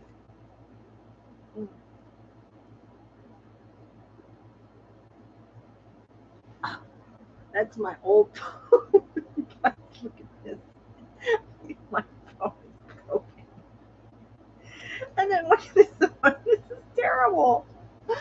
I'm like, oh man. So today I couldn't get my navigator app because there's this bad crack down here. And I'm like, that's where the button is, and it wouldn't work. And I wanted to go to the butterfly house so bad, but my navigator app wouldn't work. I was so mad. Aw, I'll get another phone. I can't afford one. I literally just upgraded. I got a new 3-year contract with AT&T, so I got that for free. I can't afford another phone. Rascals. I'm thinking maybe I can find somebody that can change the screen out, because it's one of those phones. It's the first time that it has one of those pins. So I'm like doing art stuff with that stylus pin, and I'm like, oh well.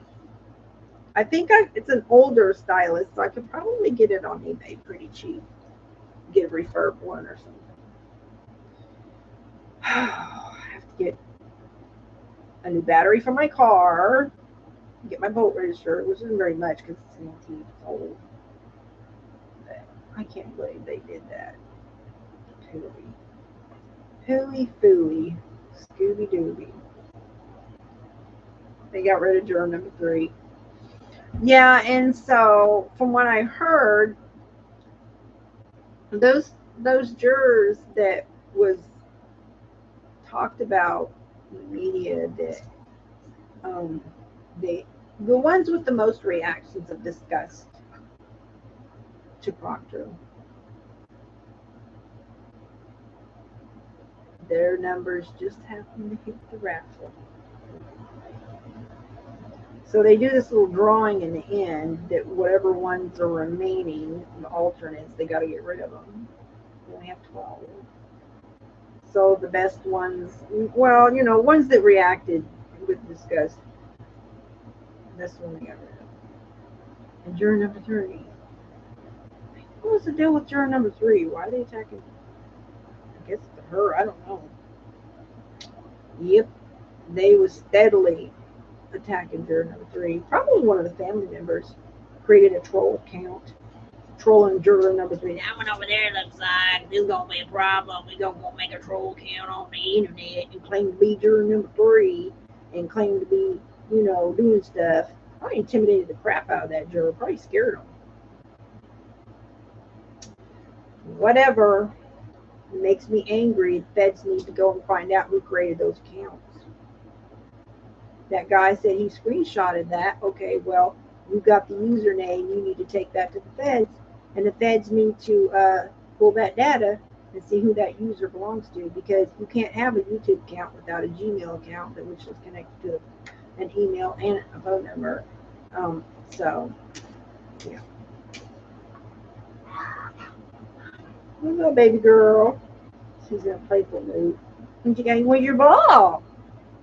Where's your ball? She's my soccer poodle. She loves to play with her ball. Hey, where's your ball? I'm going to get your ball. You better go get it.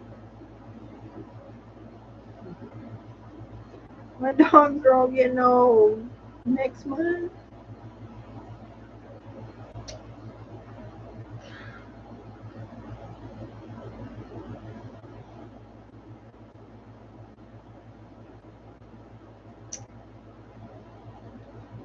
Oh my goodness, they're going to be 11. They're siblings, litter mates. My youngest dogs are going to be 11. One that turned 14 in March, and my two young ones are going to be 11. Well, it's hard. I had 6 dogs, I'm down to 3. My Arthur, he's the best dog. I love him so much. He passed at 13.5 in 2019. And then my honey passed a year ago. To the day, almost. To her mama, Melody, passed in January. January 8th. And our brother was unlimited time. Woo.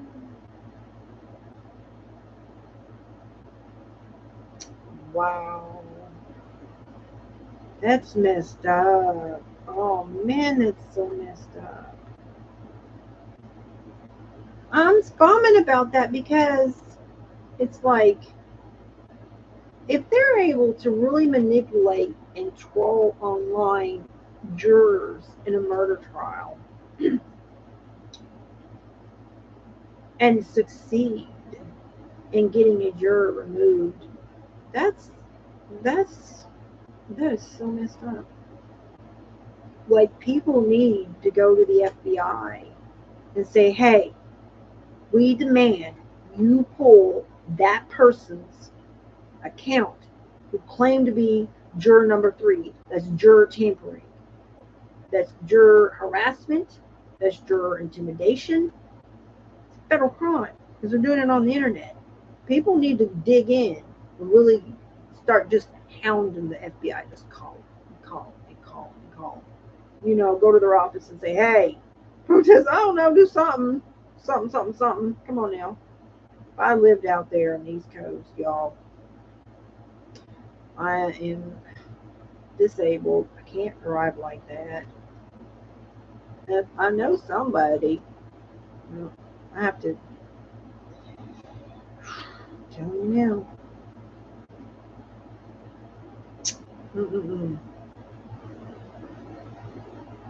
I'll say one thing, I wouldn't be out there with that mob like that. I'll be standing over there at the street. I have a pole with the flag way up high. Say, I'll be flying a flag from a distance. Like, hey. That was cool though, that there was, like, they said it was like a sea of pink. That's what they said.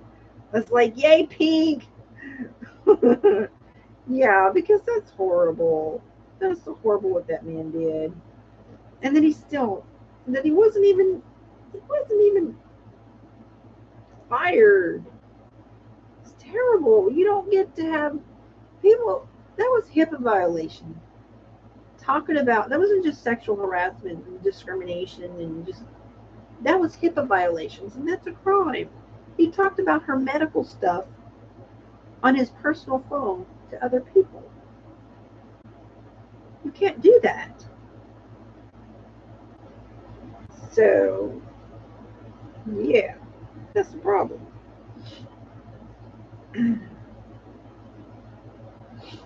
So, yeah.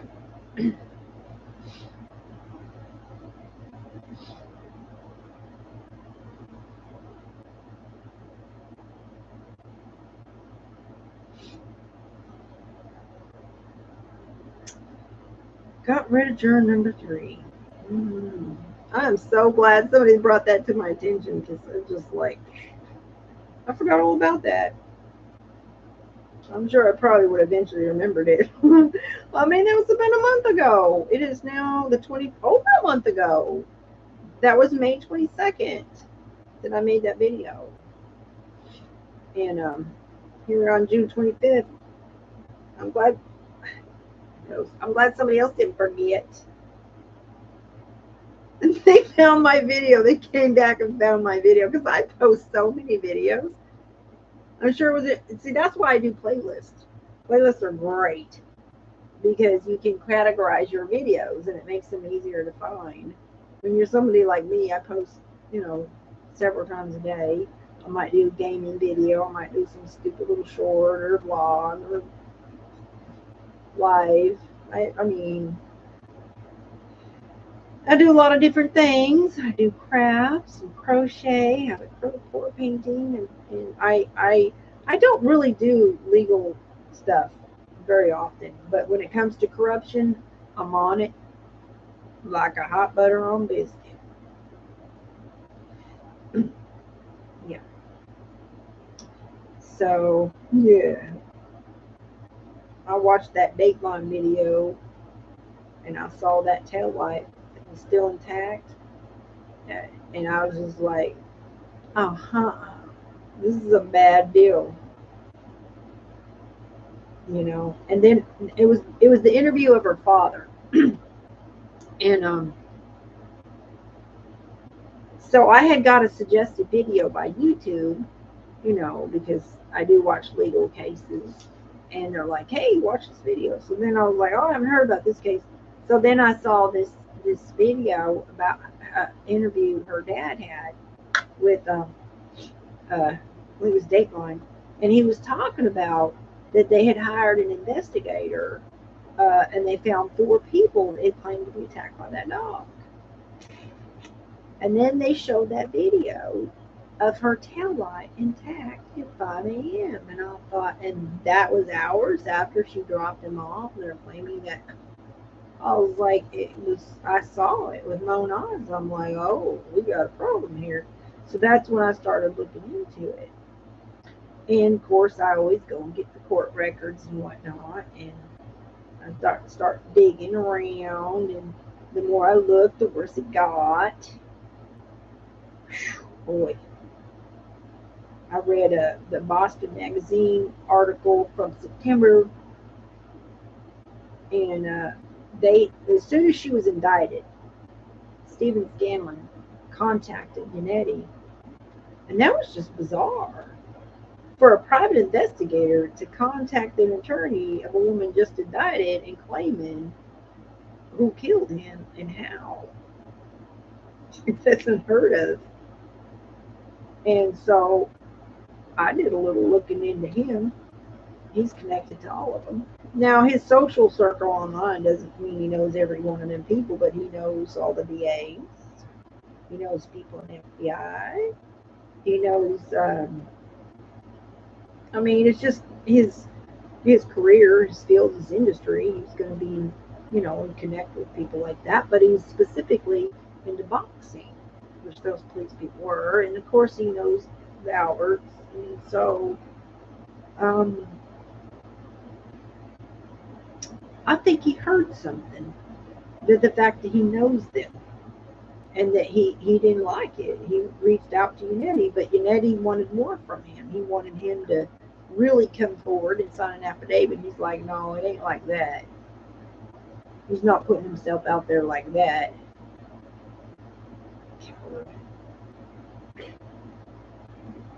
Anyways, that was a cowardly thing to do. He should have stood up, did the right thing. And I'm praying that somebody out there will do just that. And I'm praying, and I'm asking other people to pray. So every hour that the jury is going to be in deliberation, I'm going to be fasting. I'll be on liquid and fast. So I have to have some kind of calories as I take medicine. But prayer and fasting is important.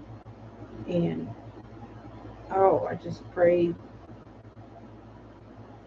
that these jurors just hear the words of the experts that was hired by, they probably don't know who. I guess they can guess. I just think it's wrong. They've got mysterious experts testifying. They're not even allowing them to know who hired them. To me, that's just ridiculous. I mean, ridiculous. Like, you're not supposed to let jurors just have to guesstimate why an expert witness is testifying that nobody in the court hired. That's bizarre. Why are you confusing the jurors like that? And then just happen to get rid of the jurors who had the most reactions?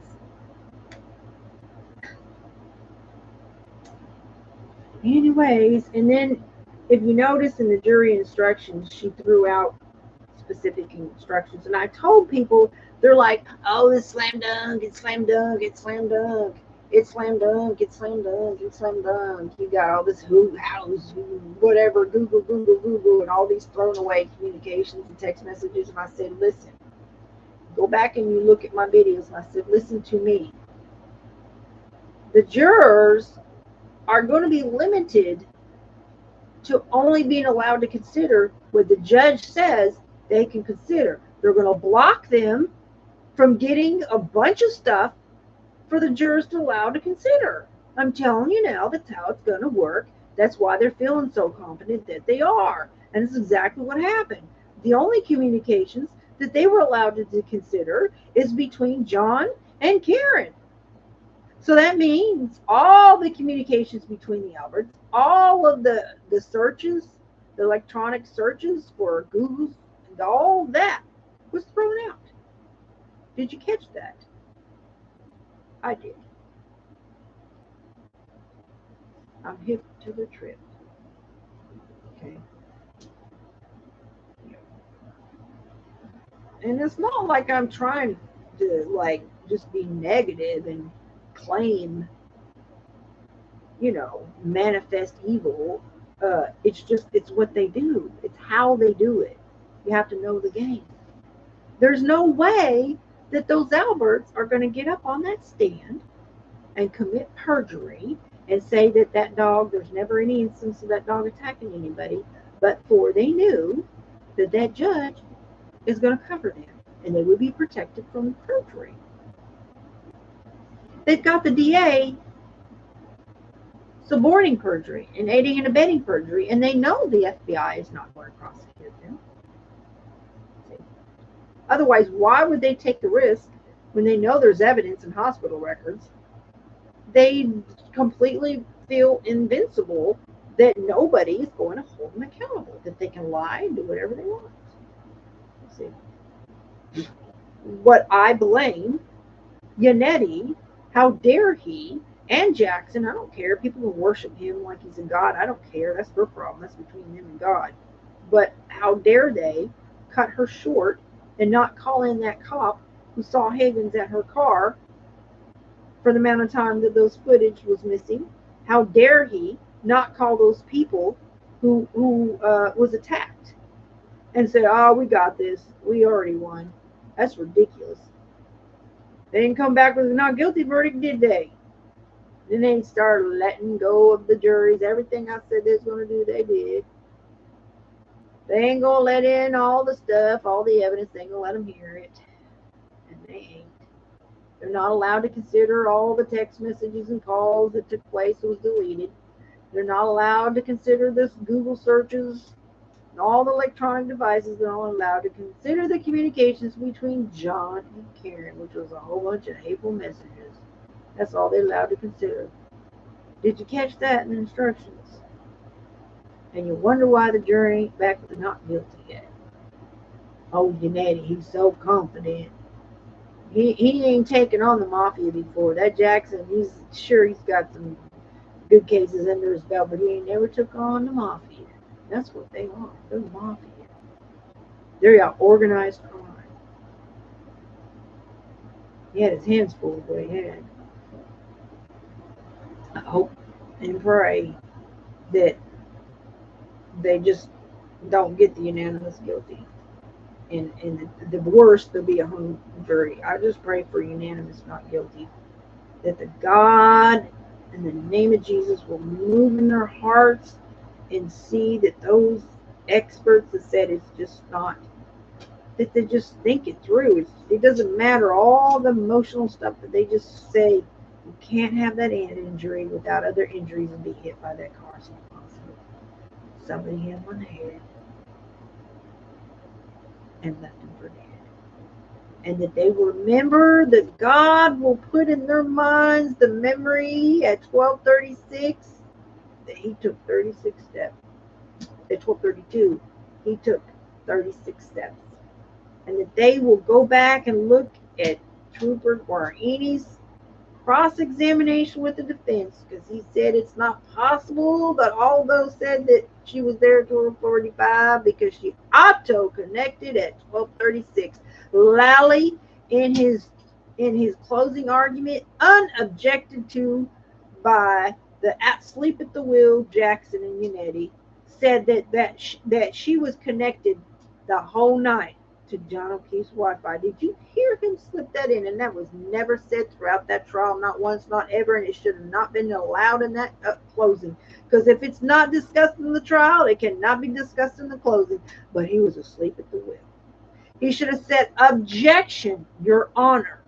There is no evidence ever presented that she was stayed connected all night long to John O'Keefe's. That is absolutely untrue. Never discussed, never allowed us to counter that. You cannot allow him to say that to closing. Please strike that immediately from the record.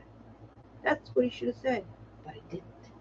So that juror went back to deliberation with, oh, well, if she was connected all night, then how she auto-connected 12? That just destroyed the very strongest evidence that she had, was her 12:36 alibi when he was walking at 12:32, admitted to by Trooper Guarini. And then for him to slip that in there, that she was connected to his Wi-Fi all night. And silence from her lawyers. That's ineffective sense of counsel, if anything is. And I don't want people out there worshiping these lawyers like they're gods when they have shorted her like that. Oh, we're not gonna call the cop who saw Higgins at the car. I'm wondering if they weren't paid off. Someone could have paid them good money to not call those witnesses. Dude, don't call these witnesses, because, you know, that cop was going to testify against Higgins and all the rest of the cops that lied. He's going to put his neck out because he's going against the grain there, and that's pretty risky. And that mafia network they got going there, 71 count indictment of troopers maliciously saying they're going to flunk people because they didn't do what they wanted. Now, I'm going to flunk him. He's a black. You know, I don't like what he did. Blah, blah, blah, blah. Give me the golden treatment. Take care of my trooper friend. Give him the golden treatment. Take care of my cop friend. Give him the golden treatment. I'm serious. That they that's unheard of. Lawyers don't do that. Lawyers don't just have witnesses that are gold like that. You got a man who's being a man and standing up against these dirty cops, willing to go to trial, put his life on the line, and testify against all those who've lied under the penalty of perjury, saying that that man was never at that car. He's willing to come in there and put his neck on the line and get on that stand and tell the truth and say, I saw him at that car with a supervisor. While those 42 minutes of footage are missing. That is gold. And he didn't call him. I think he was paid.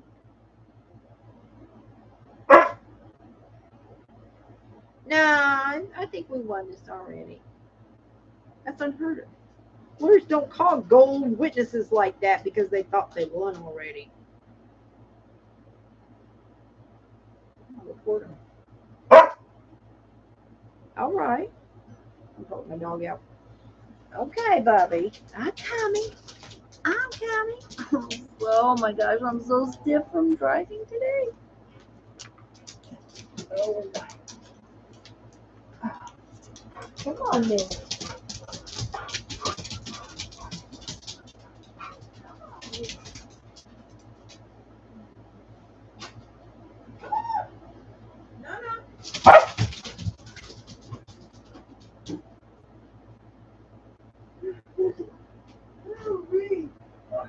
Man.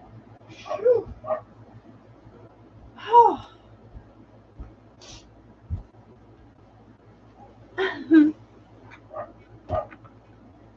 Oh, wow. It was 100 degrees today, guys. 100 degrees. Oh, man, and the humidity is crazy. I was so bummed about my phone because I can't get the Navigator app to work. I don't know what to do. I have to get another phone because if I can't use my Navigator app, then I have to get another phone. I mean, it was working fine. Thankfully, I was able to get to the surgeon's appointment with no problems. But, like, I could pull up the steps, you know, but that's hard to follow, like, when you're in, like, a city and the traffic. I need my Navigator. I don't know how, I can't imagine not having the Navigator. I remember back in 2014, I didn't have a smartphone at that time. I still use an old flip phone. I hadn't even gone to like Android yet. And I went up to the East Coast, Maryland, to this illness. I stayed with this colonel and his wife. He's like, oh, and everybody, oh my gosh, everybody's like, I'm getting you a Navigator. They couldn't stand it. Oh my gosh. Like I was using like old school maps. And so the colonel, he gave me his Garmin. He's like, you are not late. Oh, man, when I got there to the capital, Washington, D.C., it was crazy. Annapolis, Maryland, traffic was crazy. I said, okay. So he gave me his Garmin. And I was hooked after that. I was trying to stay old school. And I was hooked after that. Now I'm just like, I'm addicted to my Navigator. I don't like maneuvering. I'm not, you know. That's terrible. I used to travel to work. I remember I was in Chicago and I was driving, and the map was so big and it was like two-sided and it was crazy.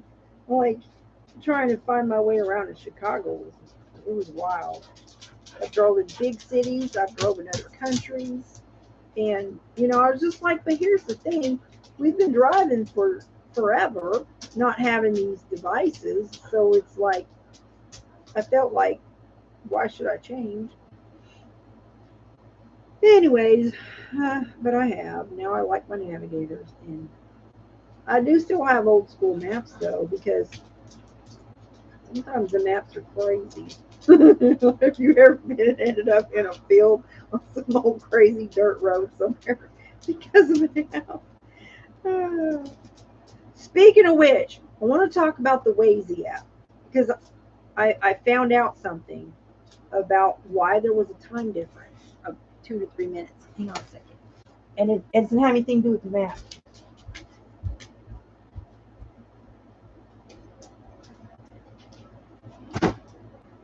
Oh, okay. So here's the thing about the Waze app. So the Waze app is it works on user-fed data, right? So it's a little bit different.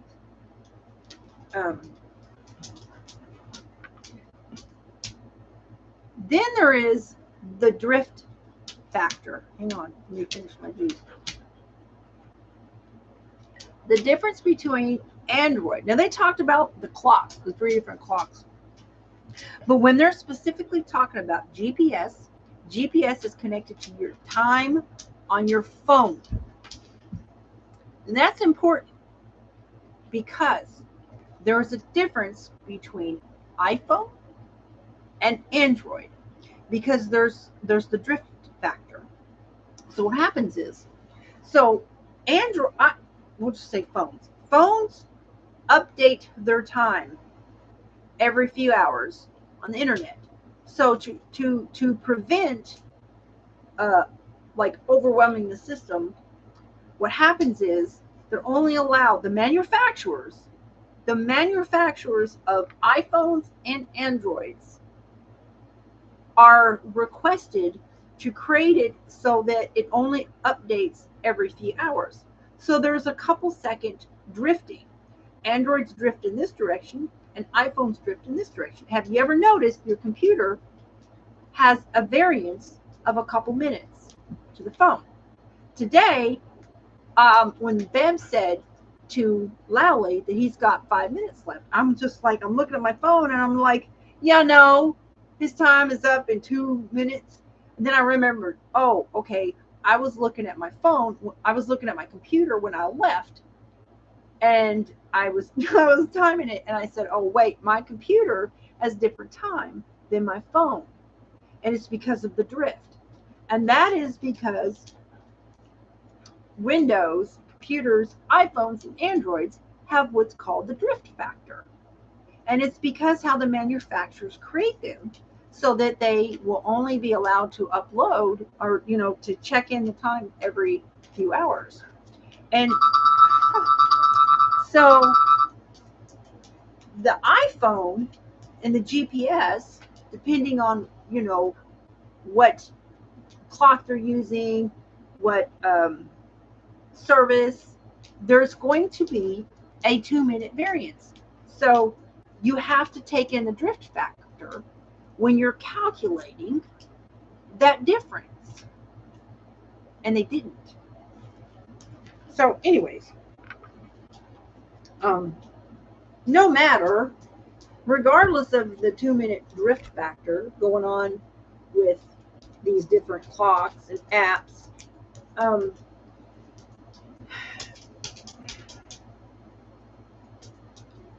it's not possible for her to have been checking in at 12:36 on the Wi-Fi, even given a couple minute variances. It is in a light traffic, normal weather conditions. It's no less than 6 minutes to get from that house to John's house. And in snow like that, it's going to be a good 10 minutes, 8 minutes, whatever. It's not possible for her to get there in 4 minutes. Even if you give a couple of extra minutes for the drift factor, it's not possible for her to be there and here in the time that they were. So, anywho, that buildup of a couple seconds, it builds up and it creates that drift. And that's why I have to keep correcting my computer. You know, I want my phone and my computer to have the same time. Whether it might be a couple minutes off, I don't care. I just want them to have the same time. So that's why today I was like, wait a minute. And I looked at, and I remembered, I was going by the time of my computer, because I remember my computer said 10:08 when Jackson started. And so when, you know, and I had left, so I didn't have my computer in front of me because I was off to see the surgeon. And so I only had my phone to verify time. So when she said, you know, he had 5 minutes, I'm like, no, that's because I was going my phone time. And there's a 2-3 minute difference because of the drift factor. Anywho, all them experts didn't know about the drift factor. They're testifying trials that affect people's life. Oh, Lord Jesus, please let truth win. Anyways, let's sit here. I don't even know if anybody's there or not. I don't care. I'm going to keep this on here. That 71 count indictment. I know YouTube's probably hiding it. I don't know why they do that. I noticed something about NBC 10 Boston, because I would have my signed in account, then I would go into a private browser where I'm not signed in, so I can see whether or not my comments are going through. And they have trigger words that they don't allow to get in there because they don't want the viewers to see certain comments about just people that didn't know stuff. You know, you try to explain stuff to them. There's no telling how many people are commenting in their pic. You need to do that. You need to have open a private browser on the same video, and see if the comments are getting through, because the media is specifically and deliberately and willfully hiding things from the public about corruption. I don't know if they're getting paid to do that. I don't know if they're just, I don't know what their issue is, but I know they hid the 71 count indictment against Massachusetts state troopers, who also includes cops and troopers in power who were committing the same crimes the ones are being charged with, and they choose not to charge them, and they redacted their names because they're using them as witnesses, but they still committed the same crimes. They shouldn't be in power. And did any of those testify against Karen Reed that was involved in that scandal? We don't know, do we? I know one thing. Somebody from Canton was involved in that scandal, because it said a tow truck driver from Canton, Massachusetts, who half owns the company. His first name starts with P. Figure it out how many tow truck companies are there with with one of the owners whose name starts with P. You know, that's the one who got his license criminally on the lam, as they say. Golden Treatment Gate. The Golden Treatment Gate. The GTG. I'm so angry right now at the media for hiding that case. While they're out there making money off their videos about this case, and talking about, well, you know, I don't know. You know, she's saying it's a cover up. She's saying that they're doing favors for each other. They're you know, while they hiding a case with a statewide police giving bribes to get favors. 71 count federal indictment against state troopers who did favors for state troopers and cops statewide. But they didn't want the people to know about that, because, you know, cops, yeah, they don't do dirty stuff. The media did this, hid that case. Well, if they're talking about, they don't believe cops could be doing that. Oh my goodness. Media is an evil power. That's why we people, we really need, I need people to share this link. You're going to share my video? Just share the link. Copy, paste it. Take it to your text messages. Put it on your social media. You know, text it to people. Do something. I want everybody to know about that case, because it matters. We don't know if any of those cops who should not be in power, that the feds have found that they were a part of that scandal. Hey, take care of my trooper friend. Take care of my trooper friend. Take care of my trooper friend. Give him the gold treatment. Take care of my cop friend. Give him the gold treatment. Passing out CDL licenses like there's candy on Halloween. Trick or treat. Well, I'm going to give you a trick. If I don't like you, I ain't going to give you a treat. Like, they malicious too. Not just giving out, you know, taking bribes for giving out CDL of all things, these licenses. Oh my gosh, how many people are there? People moving to Massachusetts so they can get their CDL license from these crooked state troopers. Oh my goodness. That's crazy. The Golden Treatment Gate. Endangering America. Giving out CDL license like it's candy. And then one guy, he's like, well, I don't know, maybe we shouldn't be giving him the golden treatment. Maybe we'll help him out a little bit, because this guy, he really didn't know what he was doing. He was like, actually had a conscience, you know. And then he was ramming the firefighters like, oh man, this firefighter, you know, I mean, just really talking bad about him, how he really flunked the test, but he got his license. Like, oh my goodness. Wow. But you know, they don't They don't do stuff for favors. It's like it was so common that you have to give gifts to the troopers that proctor, that whole scenario about, you know, the gift promise by these people. Why didn't Jackson know? Why didn't he mention that case that state troopers were prosecuted? Why didn't he even talk about it? Why didn't he try to bring that to the court? Like, I want to bring this in. Why weren't they allowed to talk about why they, come here, baby, why they had those experts in there? Why are all these people who's supposed to be journalists not talking about this stuff? Why aren't people out there in this case right now? Why aren't they out there talking about in the town of Canton just how bad it is in Massachusetts? Why aren't they out there with signs about the 71 count indictment? I want to see signs about that case out there, so then people out there driving by say, look this case up, this is real. Convince them, use that case. 71 count indictment against state troopers given the golden treatment. GTG, Golden Gate, the Golden Treatment Gate. This is like the Watergate of Washington. This is the Golden Treatment Gate. This is the epitome of the corruption and tyranny that affected the entire nation, because they're passing out CDL licenses, not just to cops and troopers, but to anybody that wanted it. As long as you got somebody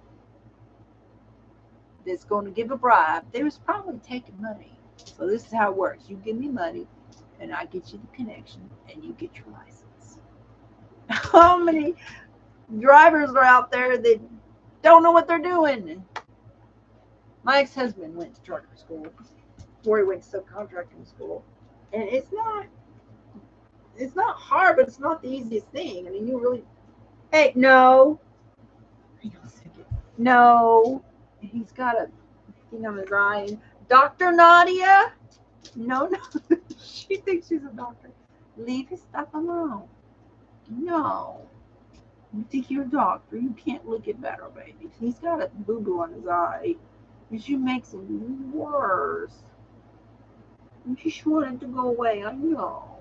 I've told the doctor about it. And she said, well, we could take it off, but it might grow back and be worse. So just leave it alone. You don't like him having boo-boos. I don't either. He's got this tumor on his back. Oh my gosh.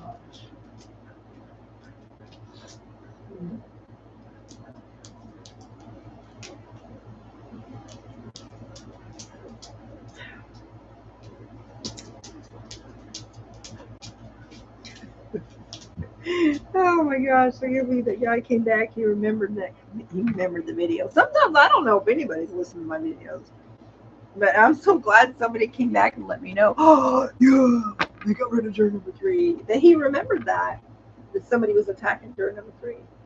And sure enough, I wonder if that guy like reported it, because he, like, whoever it was pretending to be juror number 3, he like threatened him. He says, I want to report you for perjury and Beverly. I'm like, come on, you know this is just a troll. It's not really juror number 3.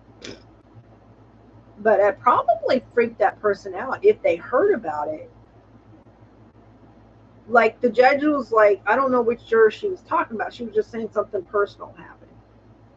Yeah, somebody stole their identity and pretended to be them online. Probably freaked them out.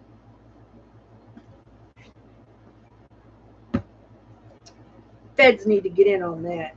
That's messed up. We can't let them get by. You can't let them jury tamper like that. Come on, people. Daggone it.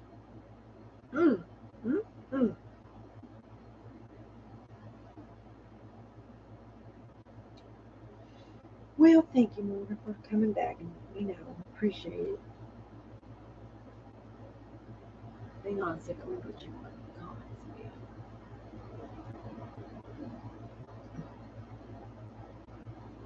Missy's channel. I really don't know why. There's speculation she was even the 4-person. No, the guy was a 4-person. because he called him sir, and was the one who reported another juror. From what people are saying is she showed bias towards the defense, but I don't know. Someone named Jessica Machado, I guess, outed her or something. Lots of confusion there. I'm not there, and people have an agenda, so I don't know what to believe. I have strong opinions on this case, but one of my strongest is the jury should have been sequestered. I agree with that. People are trying to contact them. I agree with that.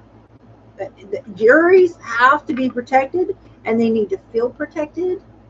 And I don't think that they should be exposed to, even though I'm totally for all those people out there, like, that can have effect on jurors.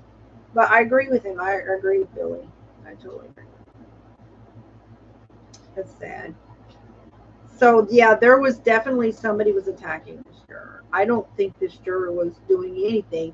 So somebody named Jessica Machado, we'll find out who that is, outed her. Yeah, somebody accused her. Somebody was attacking the juror. Yep, that's what happened. They lied on that person. Sure did. It's hard to tell though, because there's a lot of speculations about stuff that was going on. But somebody kept saying in the chat, they're dismissing the jury. And honestly, I thought that, like, do the raffle and they're going to be eliminating jurors today because there's alternates and they can't go in there with them. It's just going to be to the 12. So I just thought that maybe they didn't know that, or that, you know, if somebody has something, any personal reason that they need to leave, they need to do it now before jury deliberations start. And sometimes that happens. But no, there was definitely some drama. They waited till the last day. Well, let me tell this guy what happened.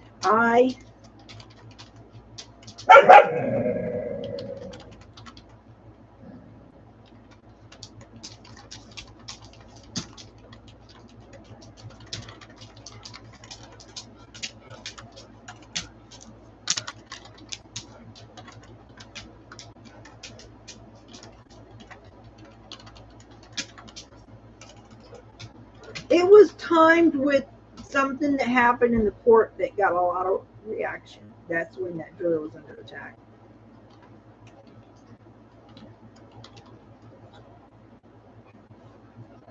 I think it was when Jen.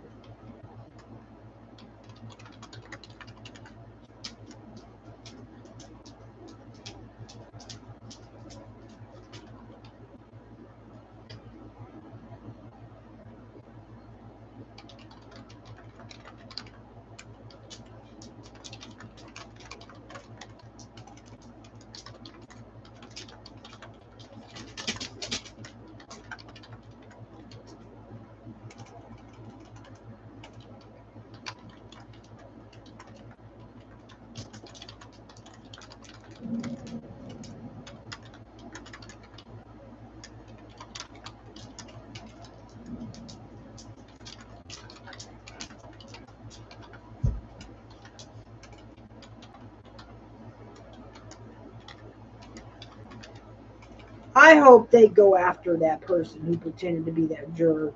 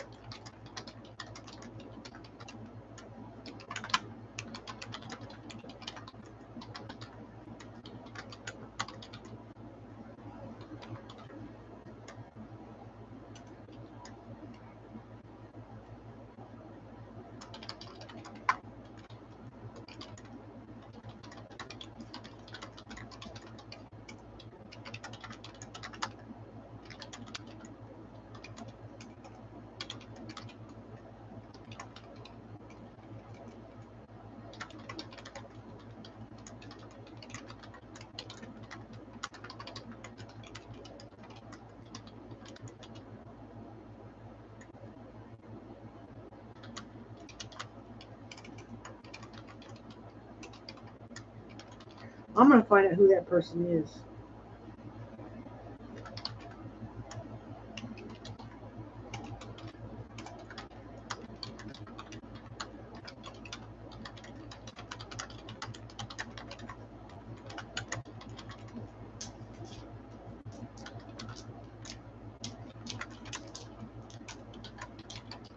Oh my gosh, they wait until the last day.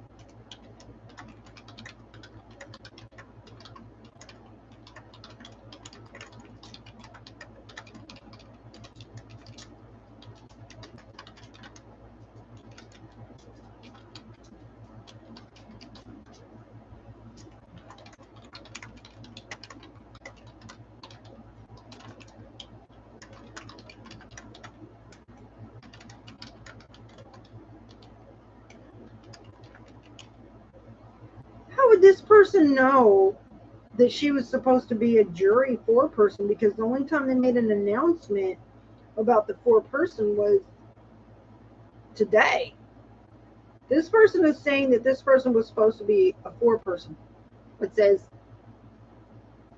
what people are saying is she showed bias towards the defense, but I don't know. Someone named Jessica Machado, I guess, outed her or something. A lot of confusion there. I'm not there, and I know people have agendas, so I don't know what to believe. Oh, there is speculation she was even the foreperson. No, she wasn't foreperson. The foreperson was a guy chose by the judge.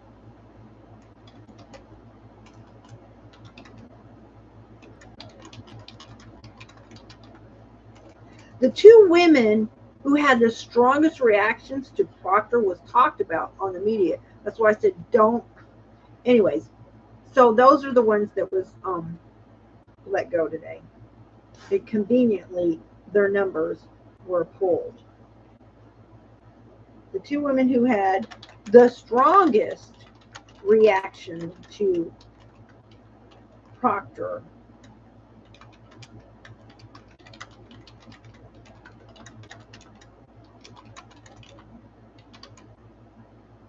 I think it was like an interview.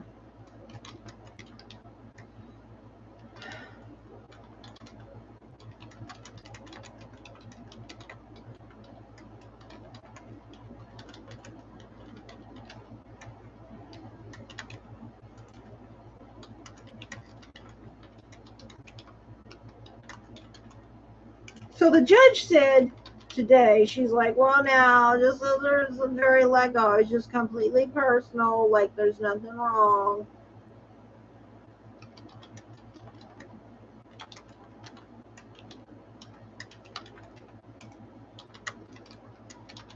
Completely personal reasons.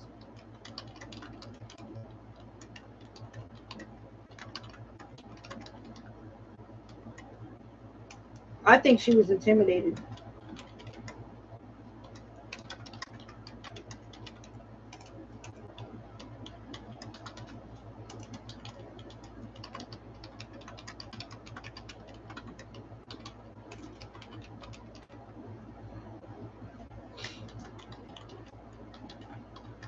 Troll accounts targeting a specific juror. Really?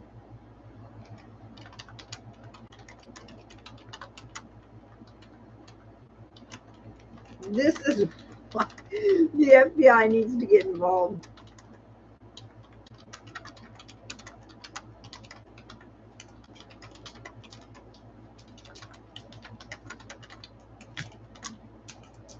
I mean, it could have just been a fluke, too. We'll find out in time. I'm curious, because you know, a lot of times they will talk. They will talk to the media. I mean, they in high profile cases, they get interviews, and so I'm curious if that whole juror number 3's online stuff is really relevant or not. Anyways,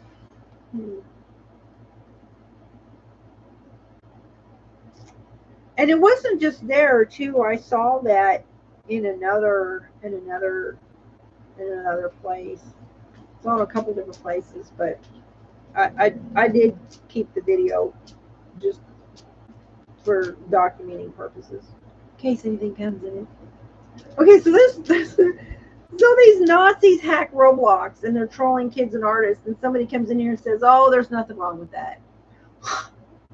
Who are these people? Like horrible individuals, just evil, just evil.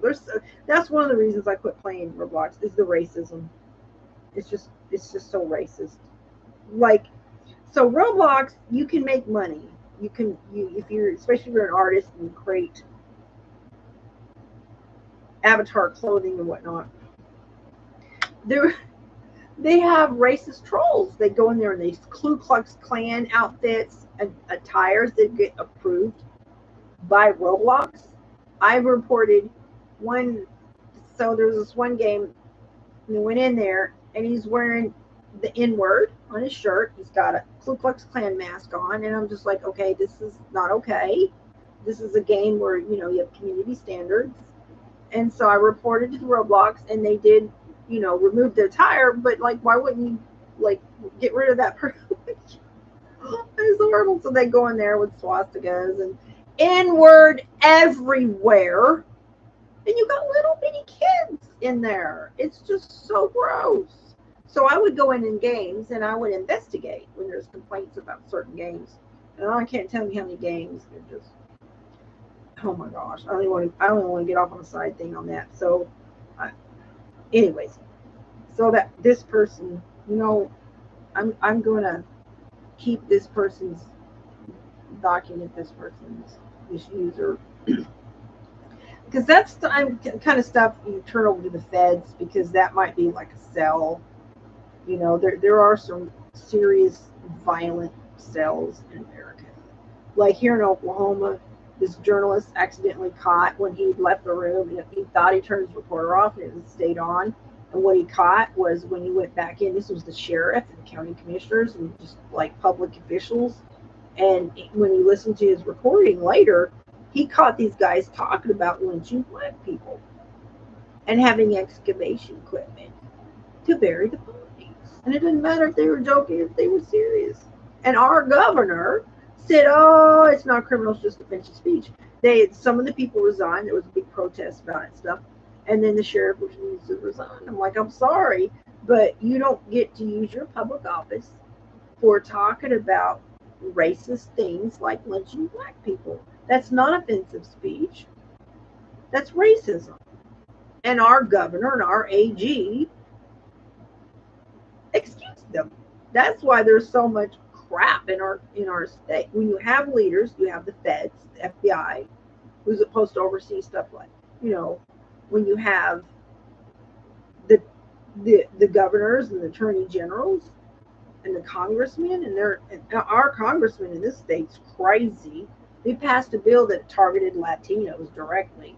Like, you can be a black gang member, you can be a white gang member, you can be an Asian gang member or a Middle Eastern gang member, and you can do specific violent acts, and it's not going to be considered terrorism. Only if you're a Latino, it will be considered terrorism. We're not talking about undocumented people. We're talking about United States citizens, whether you serve in the military or not. If you're even look like you're Latino, you're going to be a terrorist if you do certain acts. But all the rest of them, the white people, they ain't going to be terrorists for doing the same things. I mean, it's got some serious problems in our state. Anyways, and then I'm going to go ahead and approve this comment. I'm talking about Jill Daniels. Wow, she's a wild card, man. That Jill Daniels is something else. Wow. She was ranting and raving and talking about John in the house. Yeah, Colin was in there, but that was prior to John and Brian and Higgins. She put John in that house just like Ellie did. And then she was out there ranting and raving the other day. That was wild. I don't know why he wants to go next door to those people. That's antagonizing. I know. You go to a restaurant and eat wherever you want. But really, truly. Anyways, they showed themselves. They some scary people. I will never go in that town. I don't think I'll even go in that state for real. I know my state's got some issues pretty bad. America, what's happening? Oh my goodness. They done kicked off the juror. They attacked that juror. They targeted the juror. They stole her identity. They went online. They pretended to be her. And they got her kicked out. Or she got intimidated and left. One of the two. I think she's like, there's some serious hostility. I think she was, I don't know, something happened. I went on, anyways. Somebody was in the chat pretending to be Brian Albert. Like, literally took his pictures and created a YouTube account and pretended to be him. And then was talking about his son. Just like, I said, hey, fake Brian, that's not helping. You know. Anyways, wow, what a ride. I just pray. Please, Lord, please, please, please, please let these people think. Don't let them be manipulated by anybody that's biased. Let them think, Lord. Guide their hearts and guide their minds and let them think about how those doctors, even their own doctors, said they can't determine what caused it. And the expert witnesses who have PhD says it's not even plausible that that kind of injury happened from that car, and you're not going to have a broken neck or any other kind of broken bone. It's ridiculous. At 24 miles an hour, you ran somebody over and he only has a boo-boo on his head. Oh, come on now. Oh, Lord, please let him see the truth and not get caught up on any kind of emotional drama. Don't let those people intimidate him. I'm kind of glad they went home. I do agree with Billy. Those jurors should have been sequestered. Them people have the audacity to sit in that courtroom, you know, like staring at the jurors. Did you see them in that courtroom? Like staring at the jurors, staring at Karen. It was just creepy. Just really ugly energy. And I'm not talking about the Keeps. I'm talking about the people that sadly the Keeps trust as John's friends. Talking about John like he's using Karen for a babysitter and sex. Like, what? How is that nice to John? John wasn't about that. I think that Carrie put that idea in her head. Carrie's in her ear. I don't know. Maybe I'm wrong. I think Karen loved John. I think she wanted to marry him. And here's the thing about, I understand where she was coming from, because if you're like a step parent and you're raising somebody else's kid, and those weren't his kids, he didn't adopt them, he's just their guardians, okay, but he's raising them and he's treating her like, okay, you've been with me for a couple years, but you're not their parent, I'm the decision maker, then that's not really sharing your children. Like if somebody gets married or they're dating or living together or whatever with somebody that has kids, you know, and you're putting your energy and you're putting your relationship, you're building ties with those children, and but you're not really a parent to them. And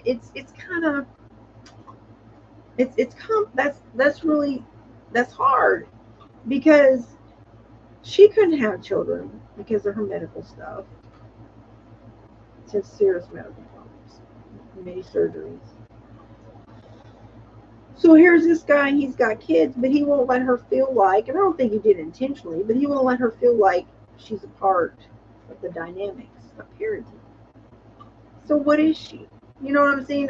It's like if you're going to have somebody, like they're going to be a step parent, and a lot of times they may raise that kid, especially like if a guy raises a woman's kids and he provides for them, right? And then she divorces them, and then he never gets to see the kids again. It's harmful to the kids. It's harmful to them. I mean, they're invested, right? And yet they don't have any rights, you know. And so to treat somebody that your significant other who you're spending, you know, like they're almost living together, and like you're gonna fuss at them just because you made a choice about what they should eat, and it really makes them feel like you're not you're not really family. You know, I mean, I get that, and I think she loved him, and she just wanted more.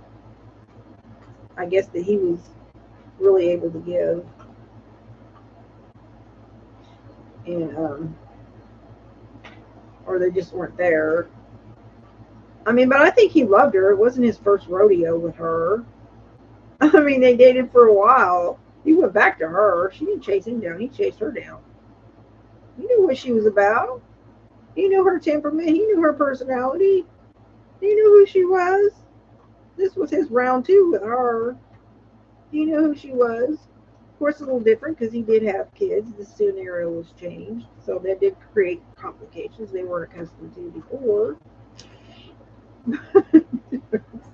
I'm not, it's not funny, but I'm like people tripping. And DA trying to act like them voicemails was crazy. I'm like, them voicemails did nothing but prove that she was wounded and she believed that he was blowing her off. Like, oh no, you are not. You promised me that you wouldn't do this again. Because she didn't, you know, it's got Carrie in her ear convincing her she ain't nothing but a babysitter with benefits. You think Karen didn't know they'd be talking that smack about her? Shoot. And so she's wanting to I don't know, maybe Karen's the one that gave Carrie that idea. I don't know. But anyways, so she's like she wanted it, I think she wanted it to work out. And he's like telling her to leave. It's not funny. But you just see these couples and the husband's always storming off or the woman's storming off. The guy's trying to go to his man cave and the woman's like, nee, nee, nee. You know, it's typical. I'm serious. And so he's like, leave. And that's what Lally was trying to hound into this jury. Just like he was like trying to break up with her. And I'm just like, dude, he didn't tell that woman to leave. And she said, no, she ain't leaving. No, I'm not there with you yet. Classic. And so then there they are at the bar. This is like nothing happened. Oh, lovey dovey. That's just crazy love.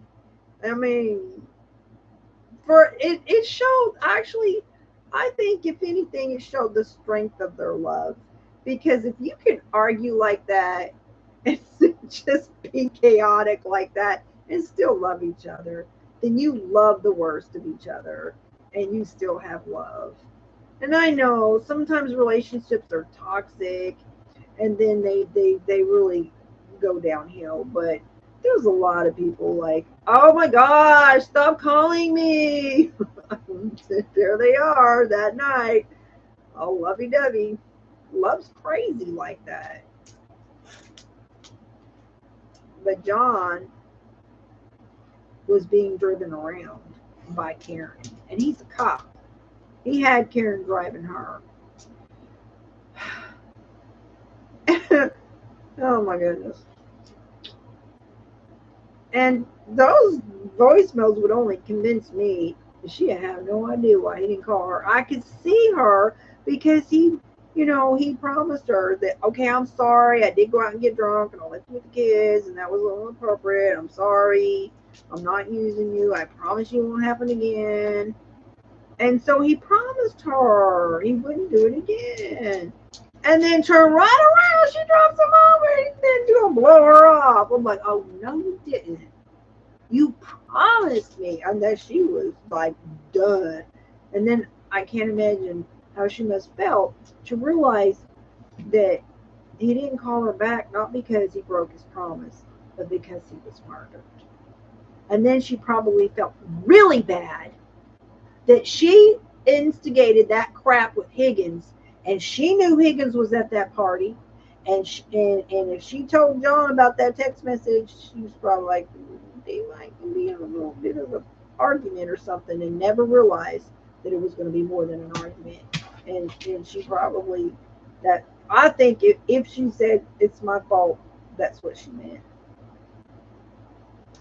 because she instigated that crap with Higgins. It was a revenge kiss. It was a revenge cheat. Like, I'm gonna make him jealous. So if he hurt my feelings, I'd leave the ball over there to rule. But she was smoothly snaking around on my man. Asking, was he happy? Girl, you don't go up to some man, some woman's man, because they have an argument. Say, hey, are you happy? Whatever, you friend, sure you are. No, seriously, that's a come on. Get real. Keep it real. Can you at least just keep it real? Oh, we just friends. Are you happy? Girl, whatever. She was flirting. And then they try to, what do they call it when they're gaslighting them? This is not happening. There's no flirting. You're crazy. And then she ends up apologizing. But for real, she was like, no, she's skanking. She was skanking on my man. She was skanking on her man. I think she was. And so then, are you happy? Well, anyways, don't ask that to women's men because that is a come on in case you're clueless and you don't know that. Anyways, yeah, that's commonly accepted as a come on in case you didn't know. Anyways, so she revenge kissed on Higgins. Oh boy, I don't know. Maybe she was like sort of kind of interested in him. She probably was. He was probably liquored up. Text. Don't drink and text people when you're having problems with your man. Stop drinking texting. Anyways, I don't know. Maybe she was really sort of kind of playing with the idea. But she went and kissed that man in front of John's camera. Mm, you know that camera's there. You've been in and out of that house. You've been there for over a year. You know that camera's there. You gonna kiss him right there in front of that camera. That was so to make him jealous. That was a revenge kiss. Like, how's it feel? Well, what he would do? Is he gonna like get mad? Is he gonna show that he's, does she need to like test his love? And then he confronted her like, what are you trying to hook up with him? Oh no, baby, it didn't mean nothing. Come on now, I kissed Carrie and gay whatever his name is too. It didn't mean nothing. It didn't mean nothing, right? And so then after they had their little confrontation about that kiss, she wasn't like interested in him no more. She'd already gone to his house. Nothing happened. There was nothing there. But Higgins was like, he was very interested, and he said he was. He made it clear. So then when she didn't call him for 2 days, and he's, hey, how come you haven't called me? So like, well, the phone works both ways. She was done. She was just talking about, then she starts minimizing and backing out about that kiss. And, she's just saying it was just a pact, and she kissed Carrie and gave what is her name also. So she was really minimizing that whole thing because she was working it out with John. And she got what she wanted out of John, I guess. He was upset. He was jealous. She even told me, she's like, yeah, he saw it on the camera. You cops and your cameras. Girl, she knew that camera was there. And then Higgins even suspected that's what she was doing. That's why he kept saying, well, I was wondering if this was just her weaponizing me. Yeah, dude, you know that there was this little argument in Aruba, and she's just using you to make him jealous. Come on now, keep it real. And but he was serious, texting her at that bar while she's sitting there loving on John. Well, and she ghosted him in his face. Like, I've never even heard of somebody ghosting somebody in their face. Like, ghosting somebody is really something that's offensive that people really don't like. Like, you show interest and then you just don't text them and you just blow them off. But to ghost them in their face, that's bold, man. That's bold. Oh my gosh. So she said, it's not funny, but she's at the bar loving on John, and she didn't even say hi to Brian or wave at him or look at him or anything. Just like he was invisible. Ghost in his face. Oh about a guy with his ego. Woo! He was hot. And he was like, well, dude, she's with her man that she really loves. They trying to work it out. Leave her alone. So then it starts texting John. Are you coming to this party? You coming to this party? And then she, I'm telling you, maybe one day it'll be revealed. But did she tell John about that text? I didn't hear anybody ask that question. Did she tell John that Higgins texted her at that bar when she was with him? And if she did, what would he have said? What would he have said?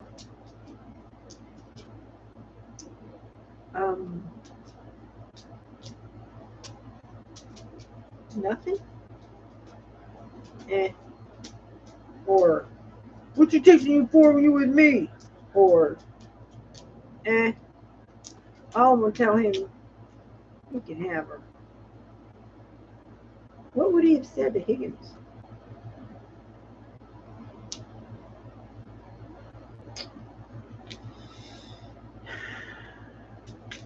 The way they were looking out that window, or they claimed they were, was really creepy. Like they were waiting for him. He walked that 287 feet, went up and downstairs, and then several minutes later, he walked his last 36 reported feet. You know, but maybe though, maybe he turned his phone off because he was mad. Maybe he talked to Higgins and about the whole texting thing and one thing that she said that I don't get, I don't understand. This is why there's always got to be more to the story. She calls him a pervert. Now, I was wrong. I know she was drinking when she said it. You know, she was. But to say that you're going to tell the kids, don't do that. And don't, you know. Anyways, but why would she call John a pervert? That was weird. Like, I don't get it. I mean, I know there's certain things that people call or say certain words when they're mad at somebody. Like those people, the Alberts, they really like calling this blogger guy gay, and I don't know why, because at the same time, he's knocked some girl up, allegedly.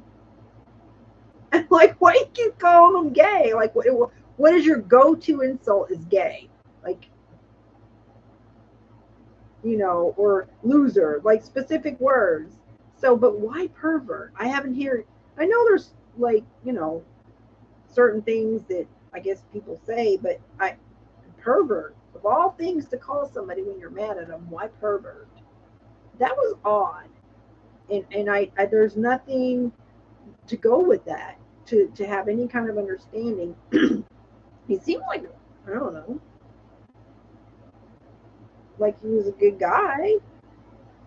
I mean, you take care of your family. Your sister passed, and then their father passes also, and he took those kids in. I mean, that's pretty noble, you know. And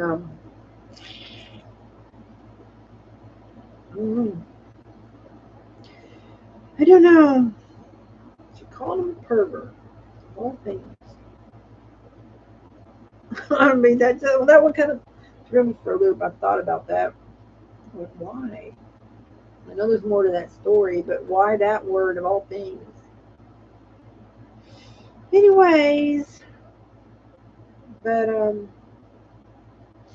she really did not have no idea why he didn't call her back, and she was so mad.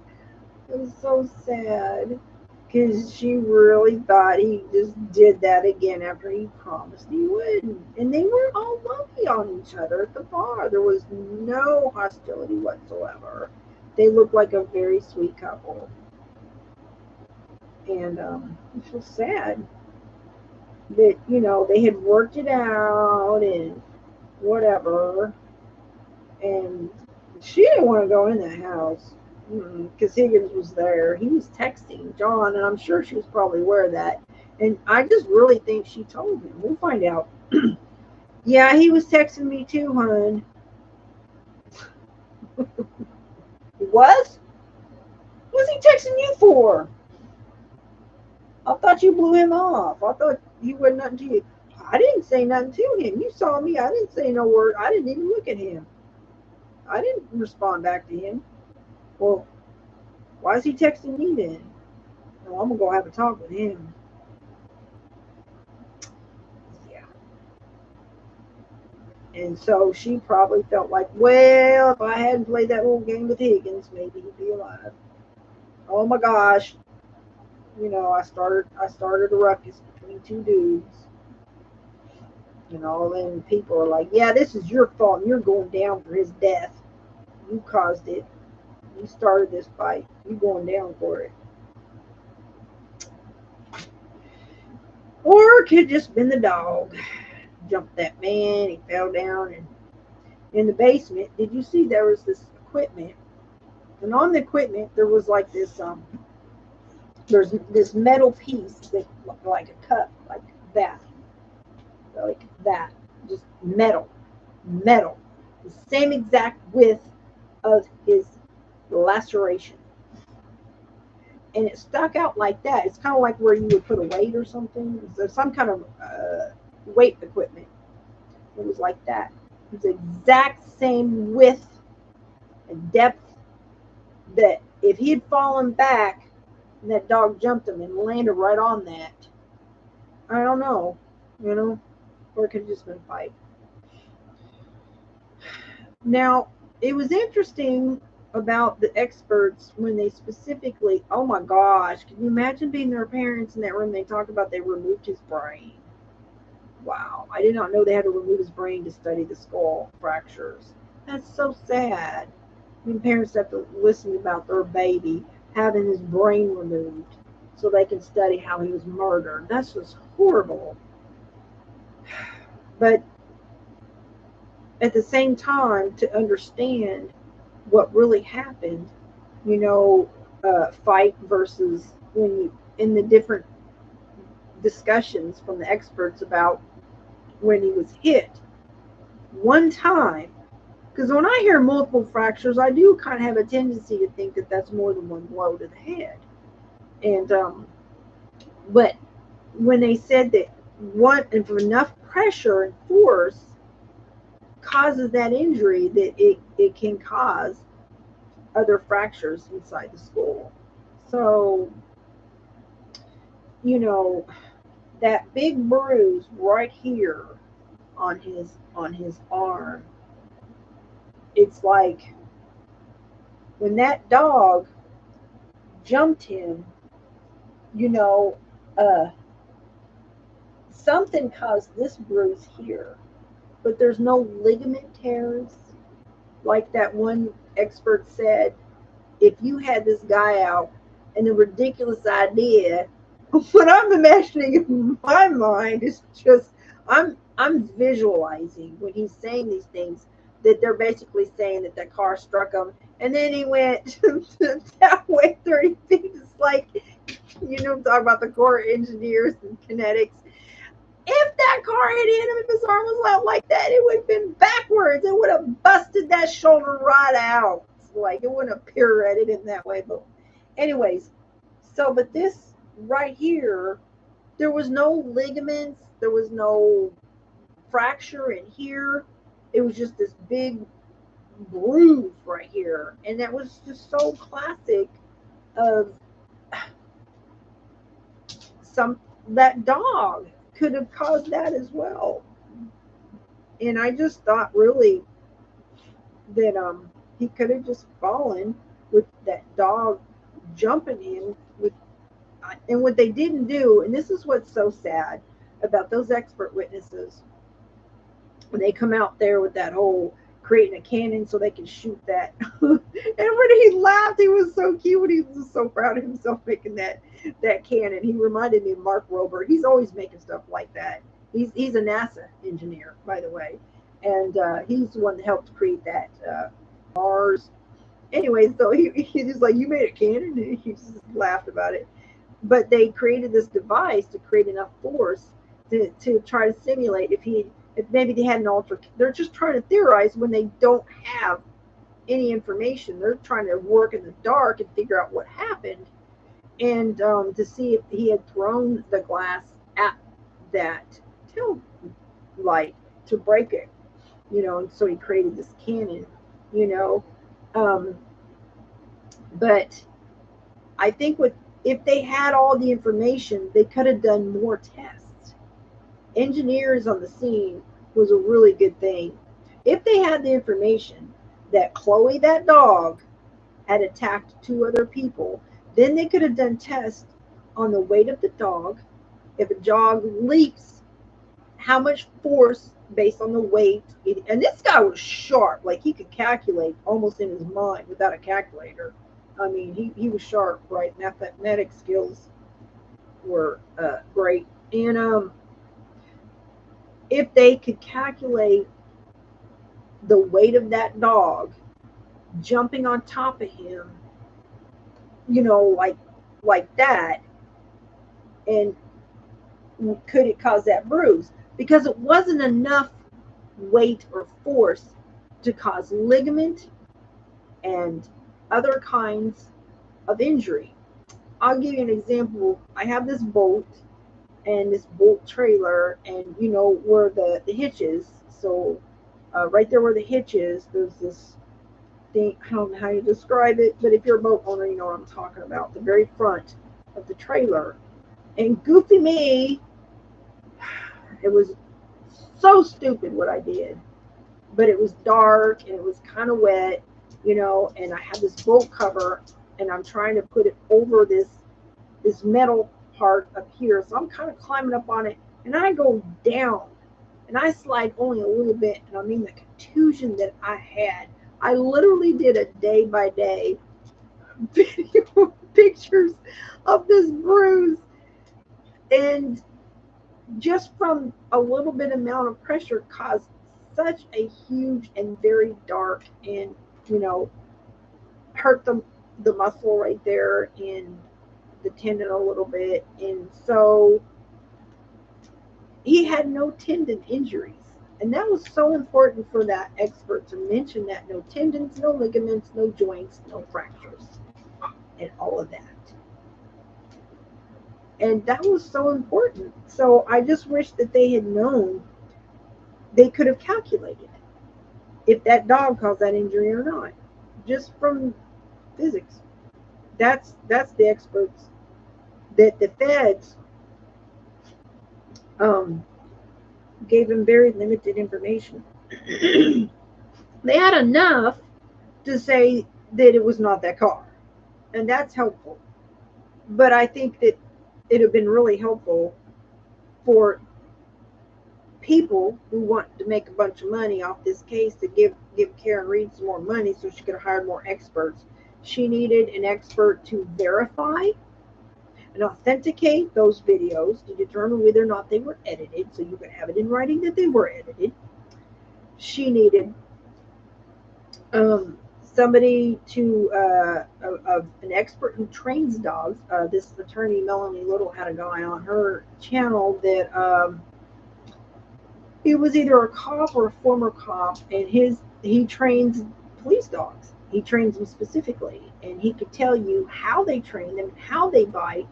And that Dr. Russell had that knowledge because she conferred with police. She had enough knowledge to write articles about police bites. So she should have been allowed to testify about how the dog bites, not just the wound itself. But they limited her to the only talking about the wound. But those were superficial attacks. That was not a trained police dog. People were asking about that when I was trained. And this guy, he's seen thousands of bites, thousands of police dog bites, and him and his professional that he conferred with on this case, unequivocally, without a doubt, that wasn't a dog attack. And he even had a prosthetic that had the same type. It was rubber, but you could you know, maneuver it, and you could see those are the same types of lacerations. And there were other pictures of that same type of dog with almost identical type of patterns of wounds. And so she needed to have that kind of witness, and she didn't. She needed a different kind of electronic device expert. I think that Richard Green, I mean, you just had people who were contrary to each other, you know, but nobody even discussed the drift factor. The differences between Androids and iPhones. Why Windows and your computer, you ever notice your computer and your phone will drift from each other time-wise? Like, why is my time different on my computer than my phone? Because there's a drift factor. It's how the devices are manufactured, because they have to check in. People will know this. They check in every few hours online. They're only allowed, because you don't want an overwhelming of the system while devices are constantly trying to update. You didn't even know that they do that, right? So there's a 2-second drift factor. An Android will drift in one direction, and the iPhones drift in the other direction. So they didn't even calculate the drift factor. So they're using GPS, right? And they're checking times on phones and times on apps and clocks that apps use, but nobody calculated the drift factor. And it's like, how is that not even included? I don't understand. Anyways, yeah, they should have hired somebody who trains police dogs, specifically trains dogs, and has had that, like that one guy. I mean, they had to have expert witness chase them down, right? Expert witness had to come to them, and that's sad. They should have been on the look for Dr. Russell. They should have been on the look for people with specific training of dogs that can testify specifically about how they train dogs to know that this was a superficial dog bite attack. Because Lowley's like, there would be marks way over here. Because some dogs, especially pit bulls, by nature, you don't have to train them. They will watch down and just bite into the ball. I mean, dogs are different, but they specifically, some dogs will just nip. Some dogs will superficial attack, and it's really just fear. And then you have a more aggressive or a trained dog, that. So she dealt specifically with certain types of dog bites, and she said, but she was cut off, that it was a superficial bite. It wasn't like a latching onto, and she knew what she was talking about. That dog did not latch on his arm. That's why the puncture wounds were superficial. It was just a dog acting out of fear. But once they do start attacking like that, it does get worse.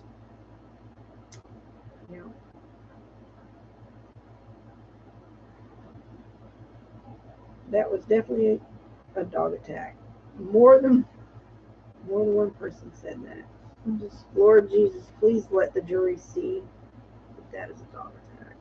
Oh, and then she mentioned the hole in the shirt. There were so many things that Jackson did not mention in his closing. Oh my goodness. I was like, please talk about Guarini and the 1245 and the 1232. Remind them that Guarini said and admitted that the Fit app did say he walked at 1232 and he couldn't counter it. And that he gave her he said he put her at John's house, said she auto-connected. And then he didn't even object when Lally said in closing that she was connected to his Wi-Fi all night. Like he just slid in there and just destroyed what Guarini, his own witness, did. Just sort of slide that in there, even though it never been mentioned, not once in the trial, that she was connected to the Wi-Fi all night. Like, that was just bizarre. And Yannetti and Jackson didn't say a word. Not a word. Didn't call that cop that said they saw Higgins at her car for a long period of time when that 42 minutes was missing.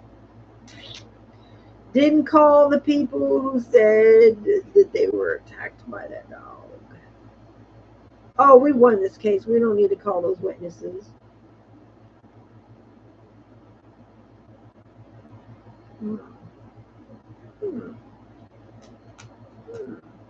Somebody pay you off.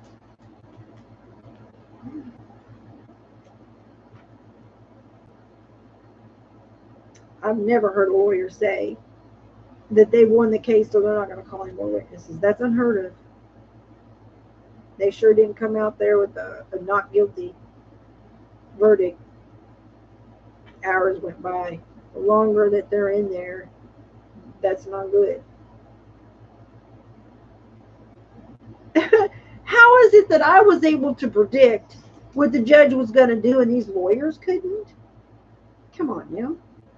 How was I able to predict that she was going to block them from evidence, that, you know, these jurors are going to, you know, be wiped out, the ones that respond in a way that is appropriate to be discussed at this time? And anyways, how was I able to predict that? I'm average intelligence. How do these lawyers not know that? And explain to me why these lawyers completely ignored the footprints at her tail light. Other people saw it. How come he never not once mentioned those footprints at that tail light? And then they're the only ones that had the video. The video was in the app. So she left at 5:30. She did not make footprints at that tail light because the video showed that she did not. She left at 5:30, did not come back till later that day. After the fall, the snow that was falling during that time, she was off at the hospital.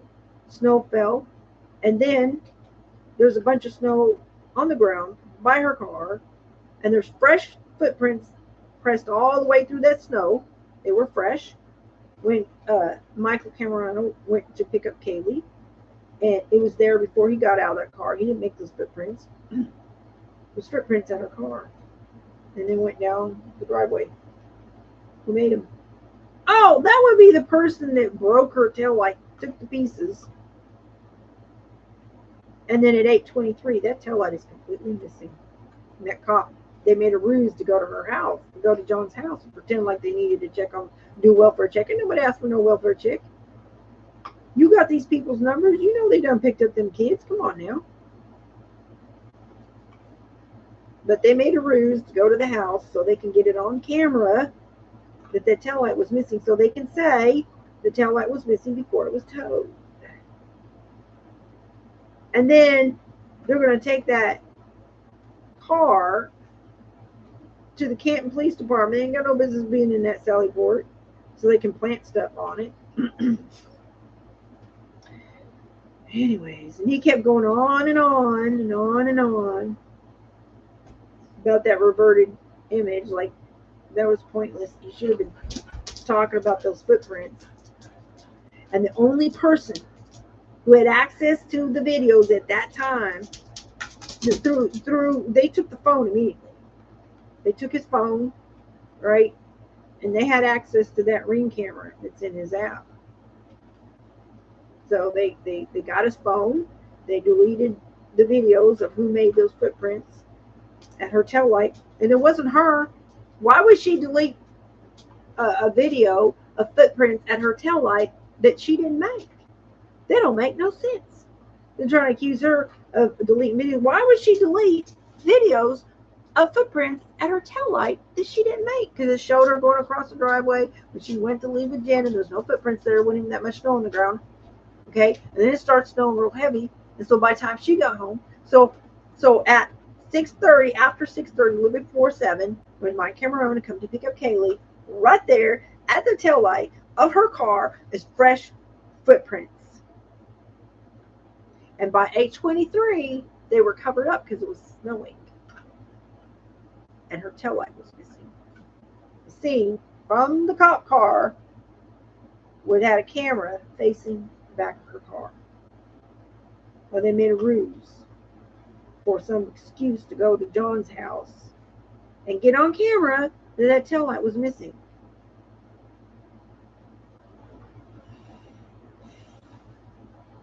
And I'm going to tell you something. These lawyers know about those footprints because I called them. I emailed them. Not emailed them, but I messaged them. They know about those footprints, people.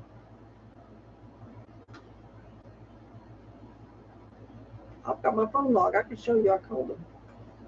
They know about those footprints. They deliberately withheld that from the jury. That's why I'm saying, are they paid off?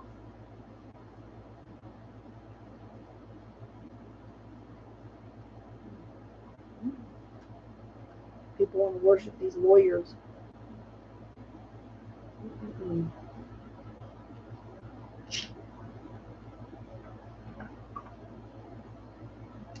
Well,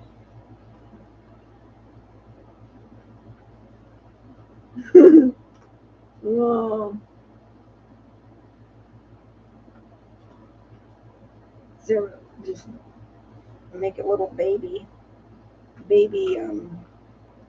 bonnet, baby hat.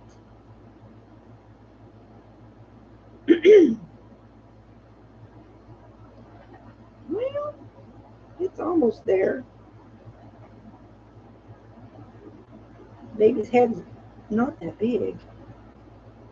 Like, I like to make stuff for I donate it either to ministries to help people or donate church raffles, stuff like that.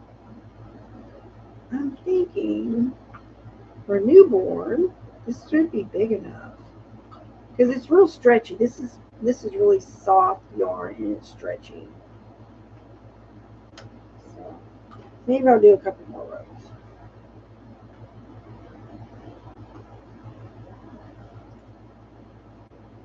Oh my gosh, it's 12:30.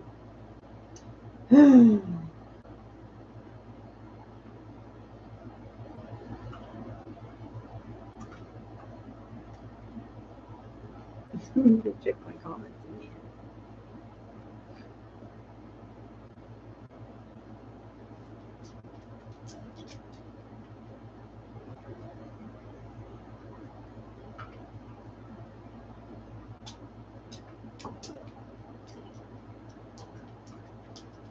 What?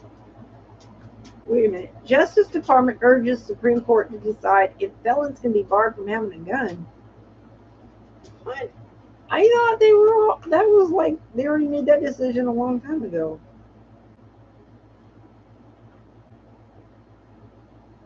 Really? Supreme Court has offered some clarification on testing the constitutionality of a gun restriction. Justice Department wants the High Court to decide if people convicted of both violent and non-violent felonies can be barred from having a firearm. Oh, they're going after. So only violent felonies can be barred. So also they want non-violent felonies to be barred. Wow. Oh. But they've already barred violent felonies from having firearms. This doesn't make no sense.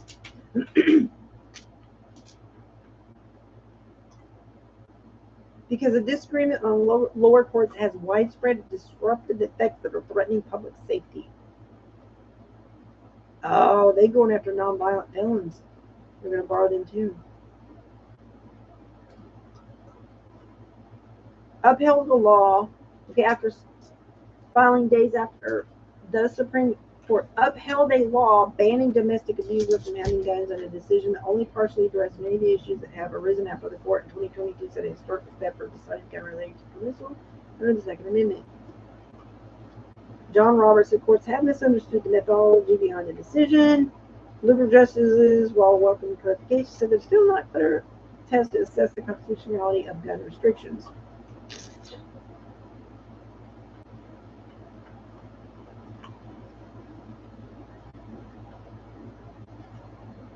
If somebody convicted of a crime punishable more than a year in prison can be barred from having a gun.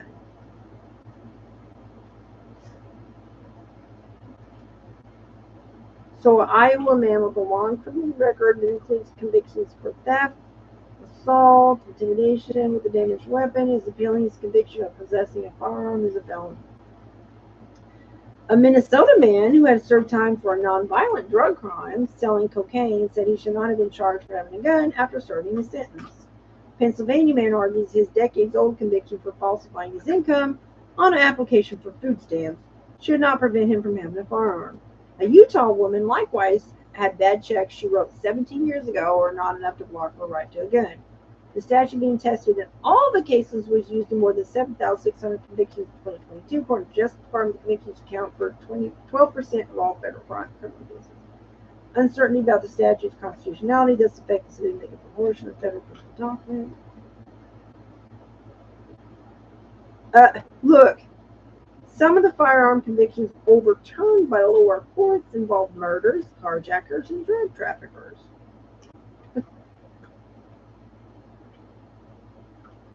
The split in how the courts are resolving the cases arose after the Supreme Court in 2022 struck down a New York law that required state residents to have proper cause to carry a handgun. Proper cause? What? Oh, I can't with this right now. I can't. These crazy pictures. I can't.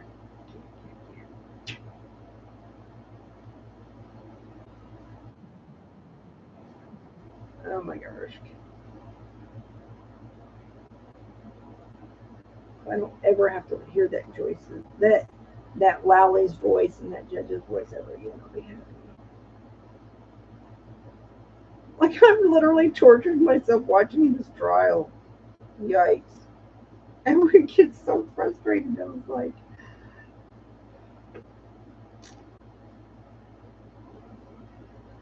who's to say the FBI didn't do it if what you're saying is true? I see spooks all over this case. I agree with him. Spooks play games. They do. It really goes back to separating the jury from the influencers.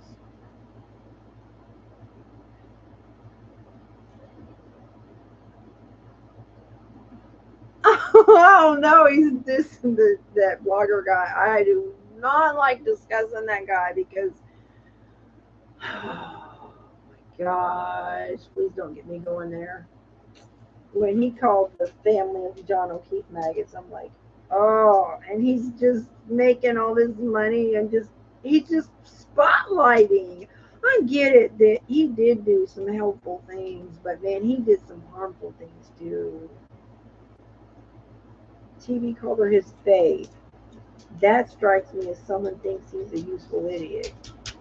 Earlier, he described a bunch of them. He vowed to take. Oh, he vowed to taint the jury pool. You can't show bias. A lot of eyes. This all could be federal mop-up. What? Where did he? Okay, if he vowed to taint the jury pool, then he's going to say it somewhere, and it's going to be on a video.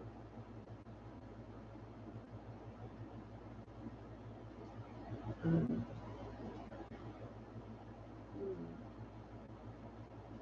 don't know what to think about that. I'm afraid about that one. I'm responding to this guy. I did a video on May 22nd, over a month ago, because somebody was attacking juror number 3. I said, mark my word, there's going to be an issue with juror number 3. Because somebody's trolling juror number 3, stealing our identity, pretending to be her online, and going into live streams about the Karen Reed trial. And I said, there's no way no juror is going to do that. Juror tampering. So this guy is saying that this blogger is claiming that he was going to tap over the jury pool. And I'm like, where did he say that?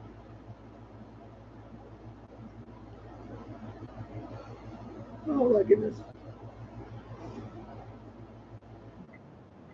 I wish he would just come on to this. Come on to my. I'm just going to tell him, come to my live stream and talk to me because, you know.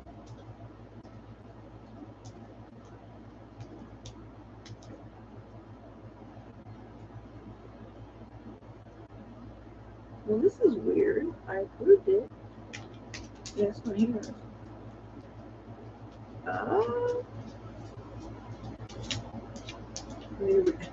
Sometimes the comments don't update, and I have to keep like refreshing the page.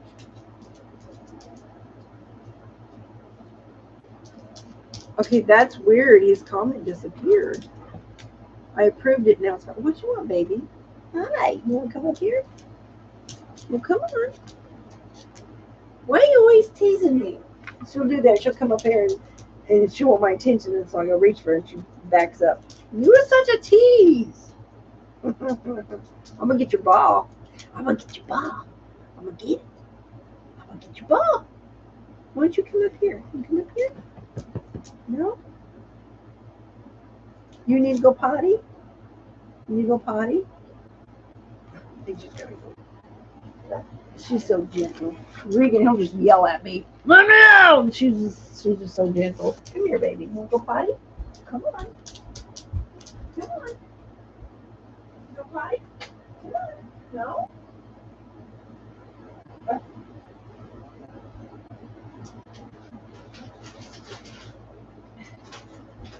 All right. Cookie? Is your cookie? Cookie? Yes. Hey, buddy, want a cookie?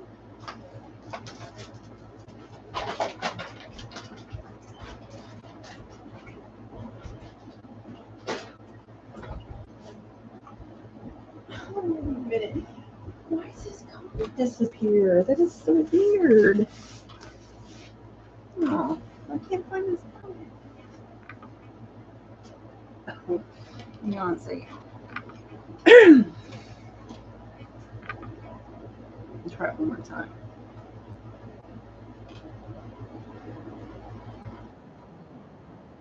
I keep refreshing this.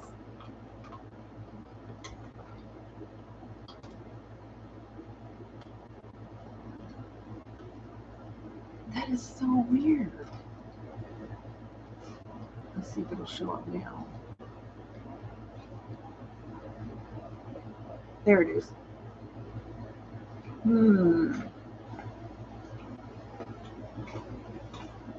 Yeah.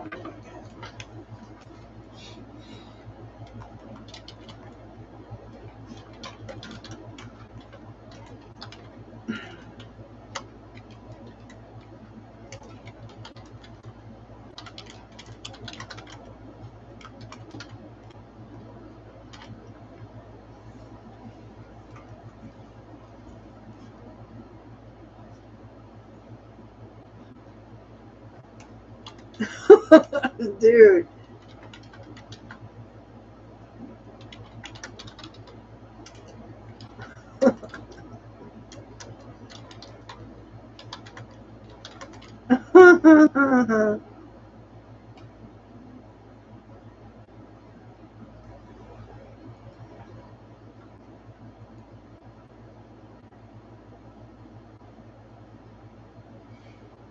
Oh my gosh.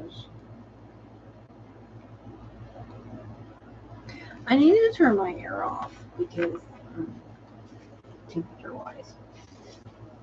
Okay. Alright. It's hot. I'll turn it back on. I'm just going to keep this video on here because I want people to see this link in this description about the 71 count indictment of troopers giving other troopers and cops special treatment. Golden Gate. The Golden Treatment Gate. And the feds kept those names of those cops and troopers who are involved in that scandal redacted. I mean, they're caught in criminal activity. They're using them as witnesses, but then they shouldn't stay in power just because they chose not to charge them. Use them as witnesses instead. And how many of those cops were testifying in this trial? The cops shouldn't be testifying in anything if they're out there committing deceptive acts that are criminal. Come on now. We're America. We're better than that.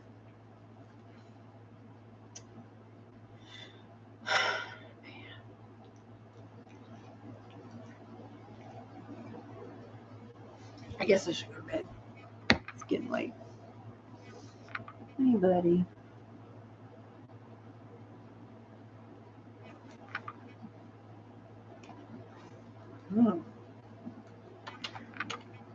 Oh my gosh, I have to go potty.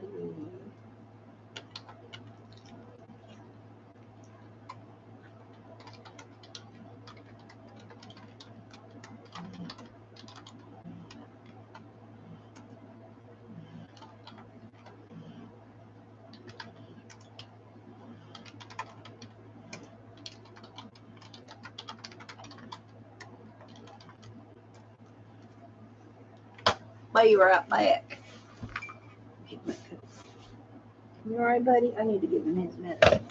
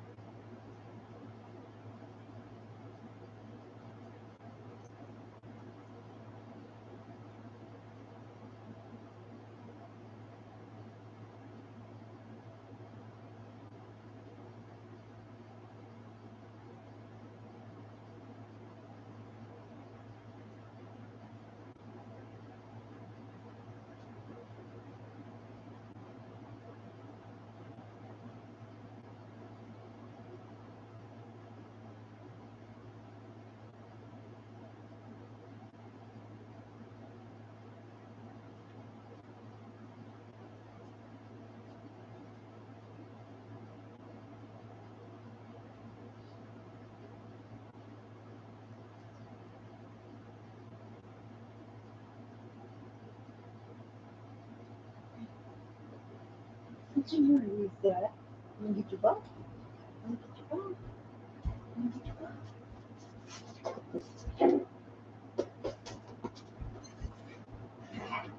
Get your butt.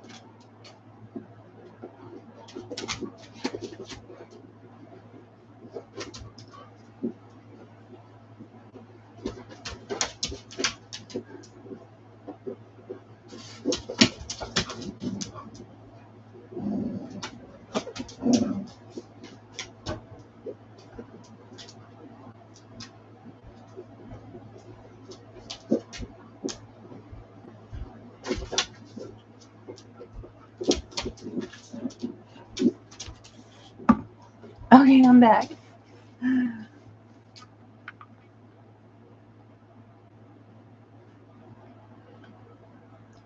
Anywho's. Oh, I tried to finish the crochet project. Whoops, what'd I do? My thing disappeared. Okay. My dog is medicine.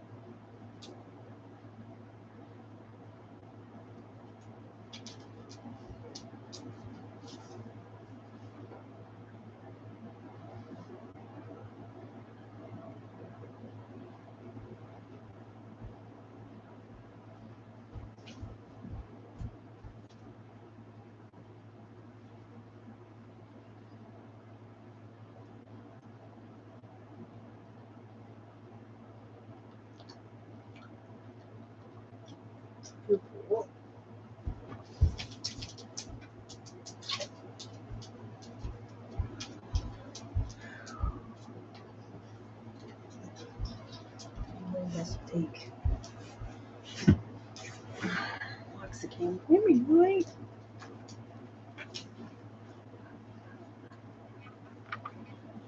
Oh.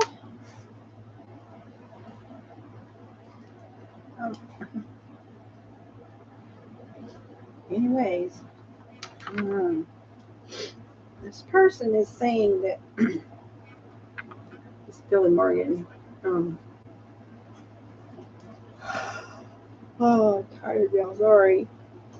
He's saying that at some point, this blogger, the turtle guy, said that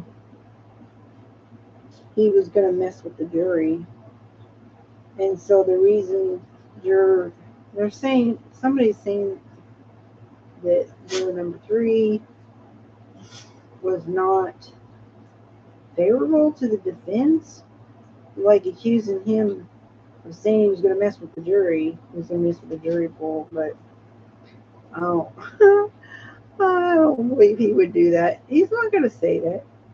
They're already charging him for anything they can think of. Well, technically, stuff he did do was illegal. You're going to be an investigative journalist. You're going to call people up and record them. You got to know the recording laws of the state. In Massachusetts, you can't call people up and record them. It's felony. Not unless they consent. It's an all-party consent state. But anyways, and you can't drive around in front of witnesses' houses. You can't demand they change their testimony. Something like that.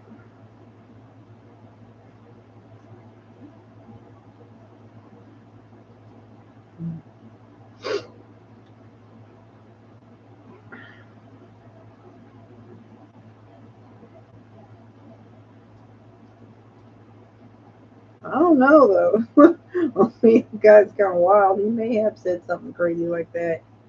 I'm gonna mess with the jury pool. Like, I can't imagine him doing that, but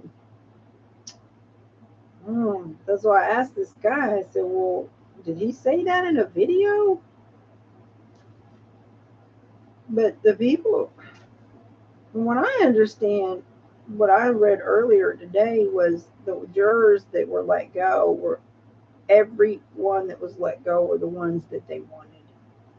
So, juror number 3 was attacked in the timing that there was responses to basically against, not really receiving Jen McCabe very well, and in response to Proctor. And then there was jury responses in response to these expert witnesses who were for the FBI, and they were very confused when he said that they weren't hired by the defense or the state. They were just like really confused. So it's hard to know when you're not there, but from what I read today, the ones that was favorable to, that they thought just by the reactions was favorable to the defense were the ones that were let go. So, and then I don't know what happened with the personal reasons that the judge said it was personal reasons why the juror was not. I don't think that the juror was dismissed, just excused. Like the juror did not want to be there. I would imagine if somebody stole your identity and is pretending to be you online and, you know, doing things, and then, I don't know, something about somebody named Jessica Machado. Who is that? I haven't heard that name before. Was outing her. So somebody's harassing another juror is what it sounded like to me.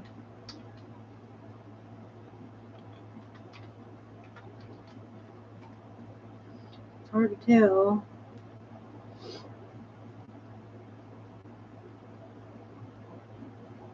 Senior editor on NBC's News.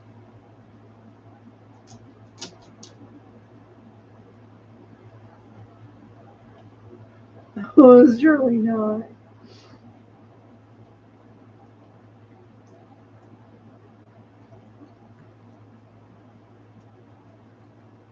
Hang on, let me look something up. Wait. Supreme Court rejects religious freedom challenge. Way to go, Supreme Court.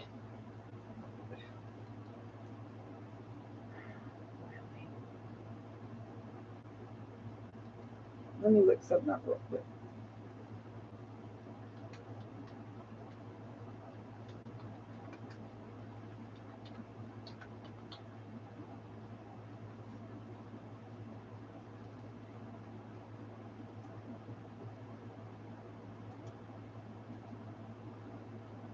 Uh-huh.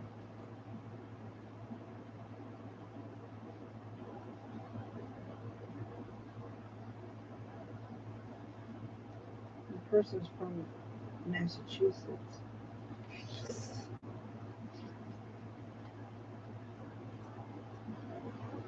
I think it was another juror or something.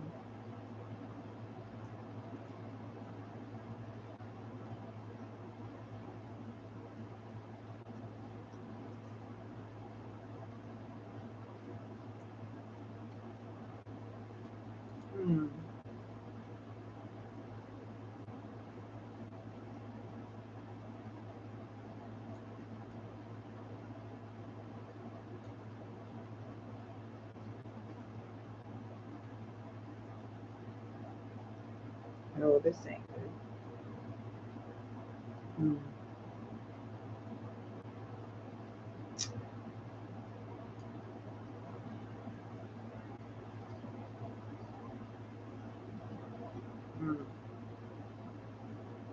Friends very closely connected to firefighters.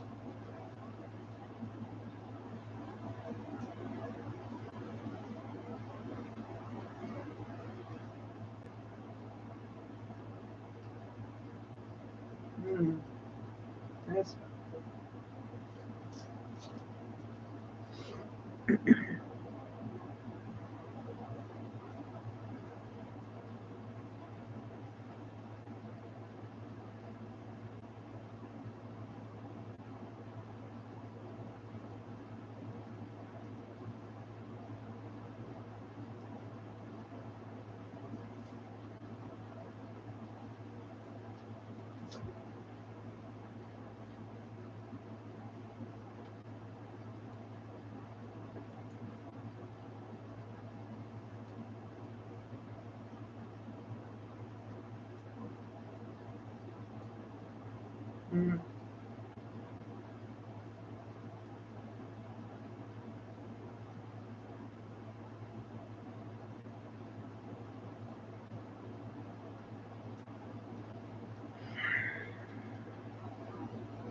to look into that for later. Well, this person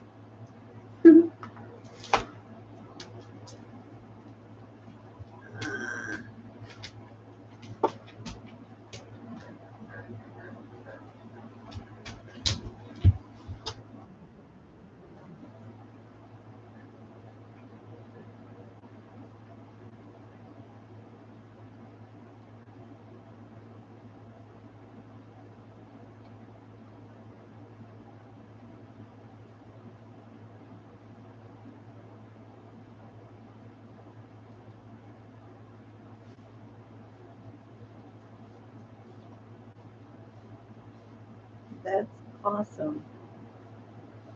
Well, thank you, Tammy.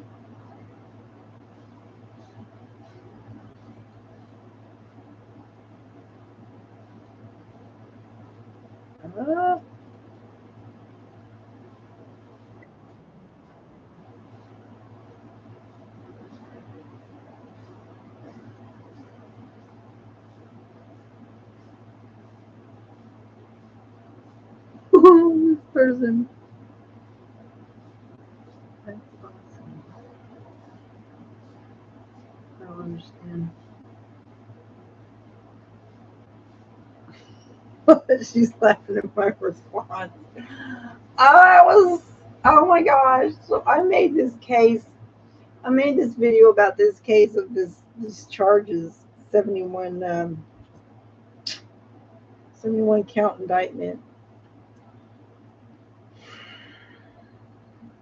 And somebody comes in there is like trolling my grammar, and I'm like, I know I ain't got perfect grammar, but just ridiculous. They had nothing else to say, I guess. So I responded. And this person was laughing. She thought that was funny. I guess she was laughing at my response. Anyways, I kind of sort of very politely trolled him back. Oh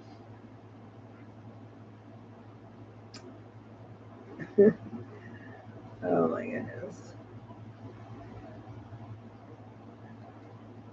Let me see if anybody commented anything about the jurors being removed.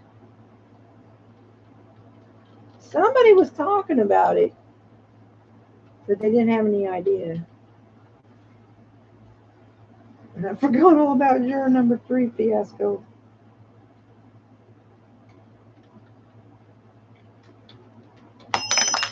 Oops.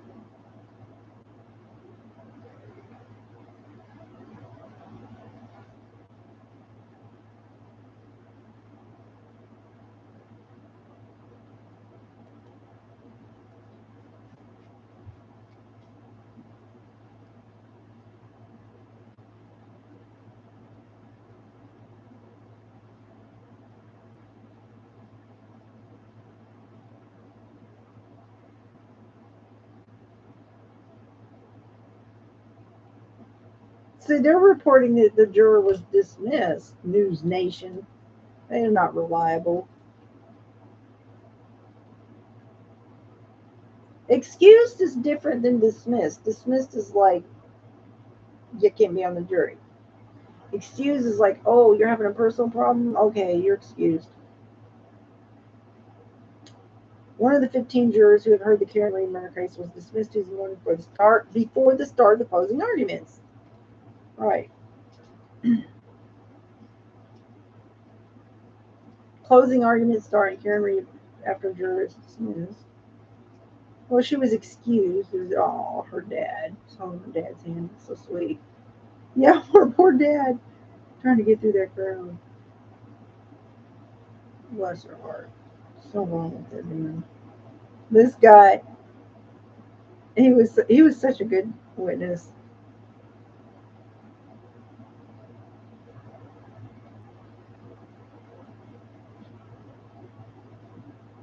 The juror, a woman, spoke for about 5 minutes at the sidebar in Dedham Superior Court before a court officer let her out of the courtroom. It's not known what occurred, but the film has caused a delay in the start of closing arguments in the 2-month high-profile trial that has garnered national attention.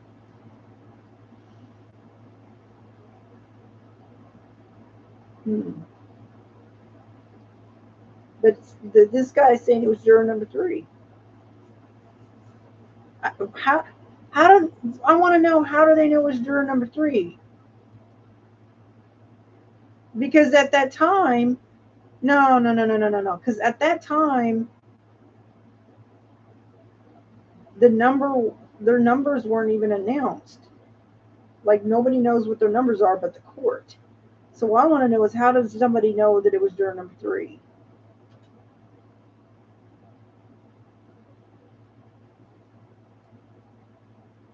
Jury pool is now at 14. It was 17. Now they only have 2 alternates. So the law enforcement was blocking off streets where the jury enter and exits, but News Nation's crew spotted the juror getting into a bus to be transported away.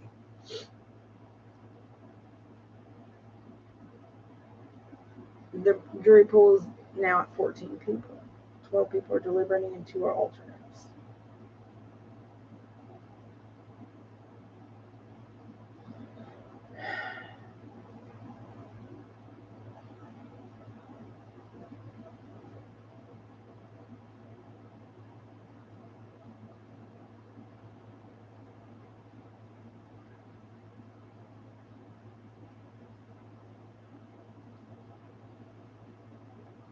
This was 57 minutes ago.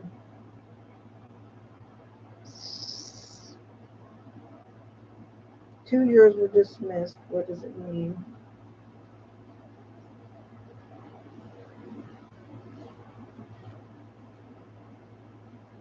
Wait a minute.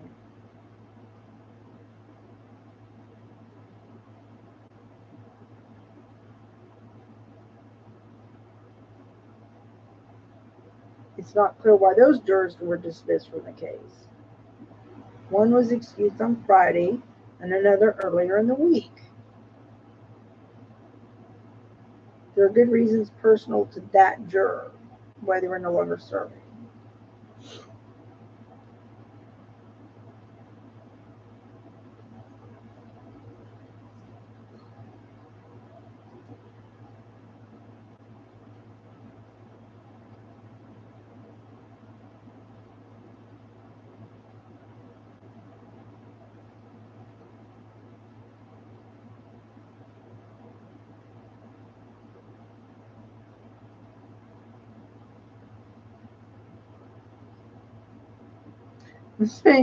So they replaced the jurors. Okay, so there were 17 jurors. When they replaced the jurors that left with alternates.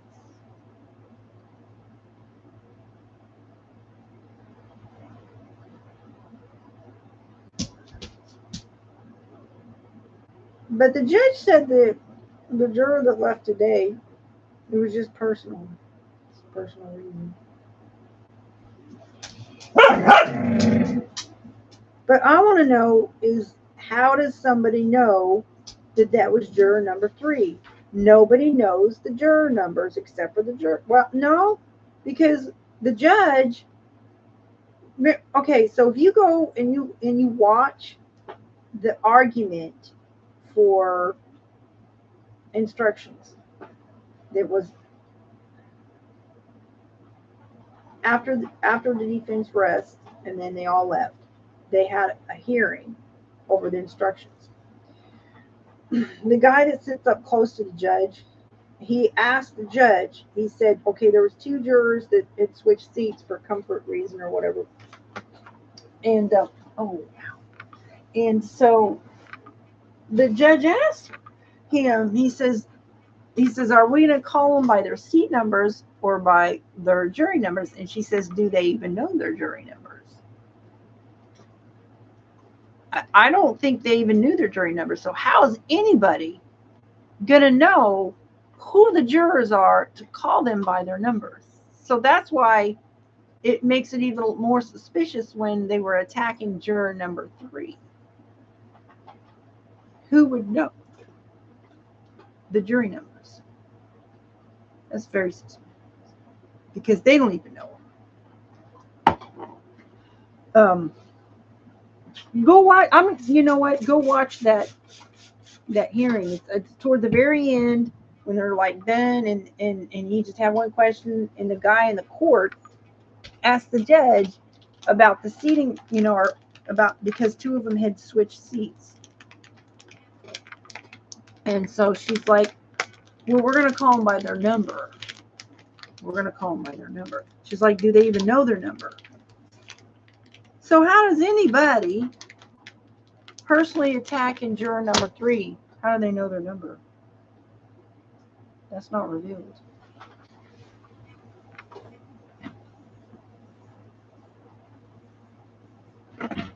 I spilled some of my drink on the floor.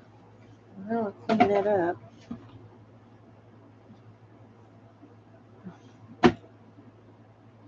How do they even know their number? And how does this guy who contacted me, how do you know that it was juror number 3 that was dismissed? They said they commented on my video. They said, excuse me, juror number 3 is gone. They went back to my video where I said juror number 3 is being attacked, and they said juror number 3 is gone. I mean, I'm not there, so I don't, there's a lot of things that said it's not on, on the internet stream. Somebody else might know their numbers because maybe they heard it called out or something. I don't know.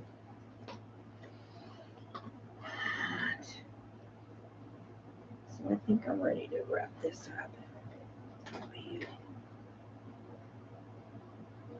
Bonnet, newborn bonnet.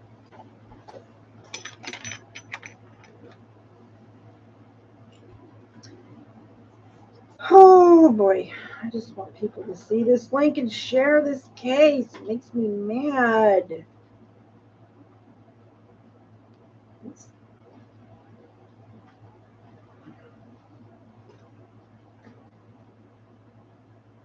Well, I guess it's like this. If it's God's will, He wants to know, people know about this case, then they'll know about it.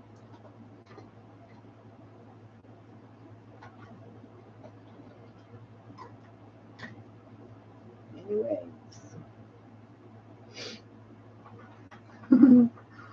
Oh, I gotta do something about my phone. Can't have a phone where I can't have a navigator app. That's not a doable situation.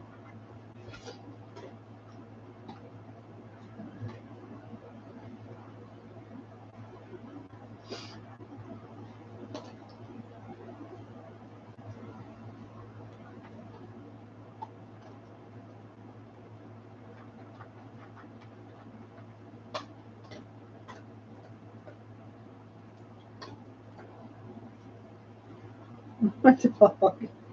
He's over there eating.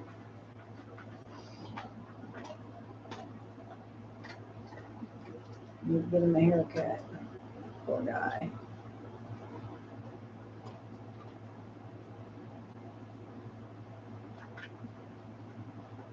Anywho, I guess nobody's up. It's all right.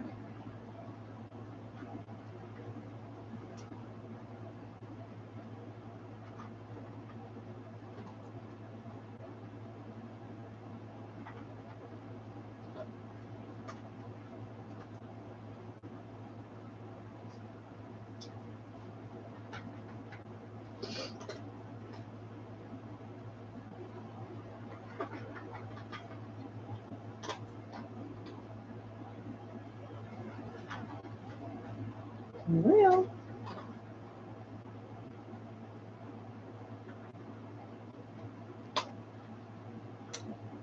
I think it's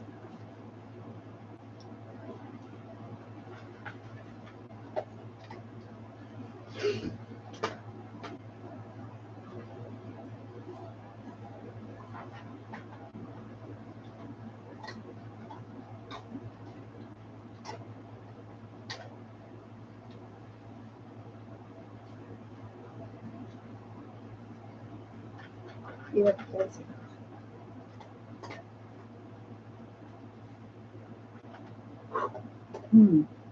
All right, here we go. So now that I've done my, this is called a panel, just single crochet. I have 3,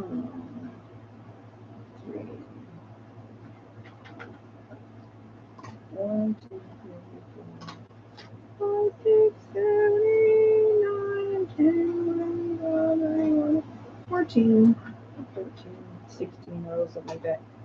So then I'm just gonna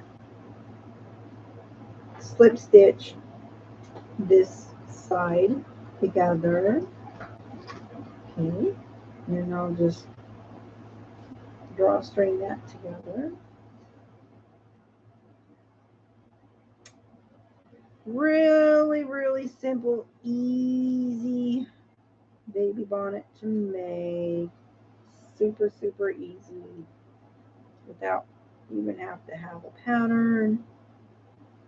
I do create these with a pattern. This is just easier way to go.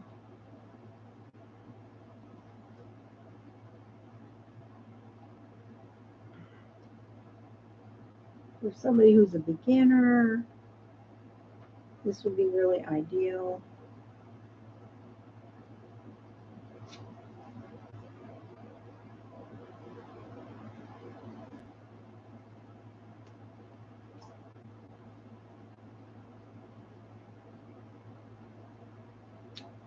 Well,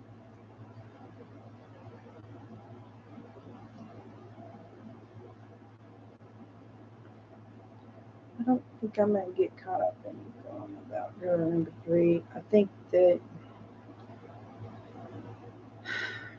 just have to trust it's in God's hands. And if something fishy is going on with journal number 3, I've done everything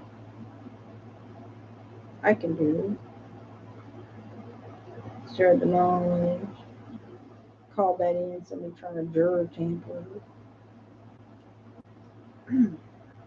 Feds, yeah, they know what to do. 71 count indictment, guys. Wonder how long they were watching those guys.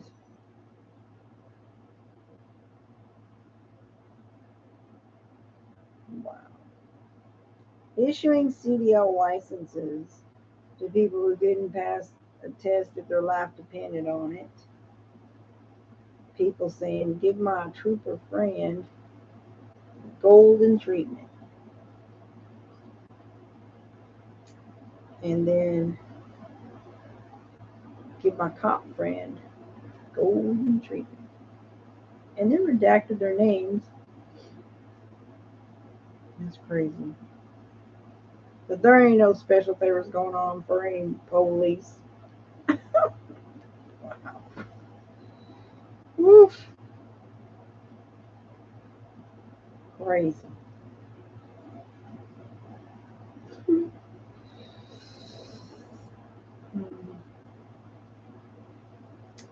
On another note,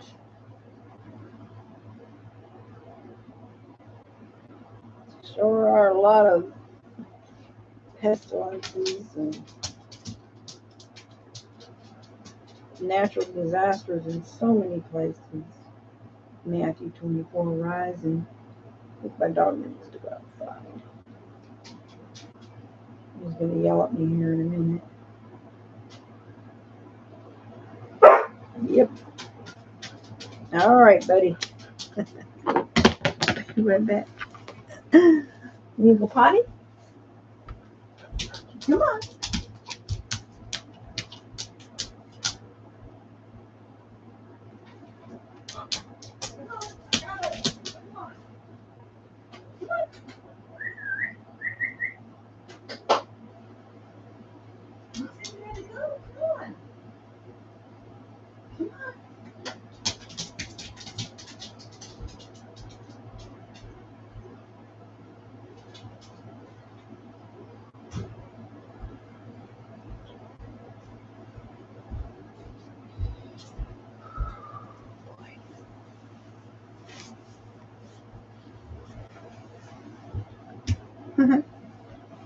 I know.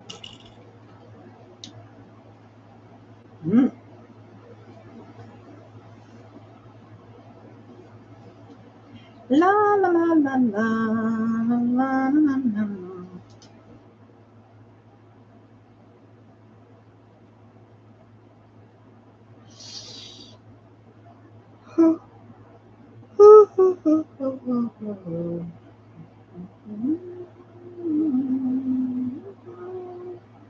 Can't believe nobody knew about this case. That's just crazy.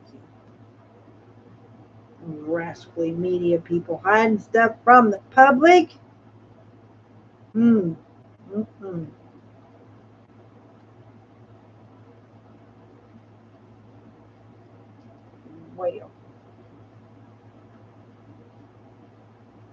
okay, there's that.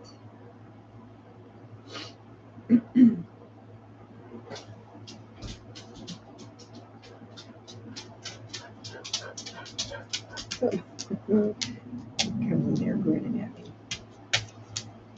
What's up, buddy? All right, so now I need to cut this.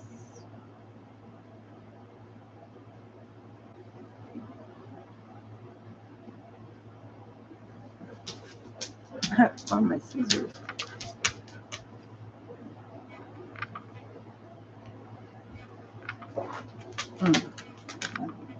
Messed up phones. Hang on. If I'm going to be able to get in this or not.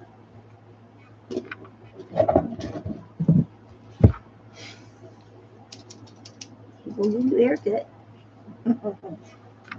The dogs, they need brooms so bad. Oh my goodness.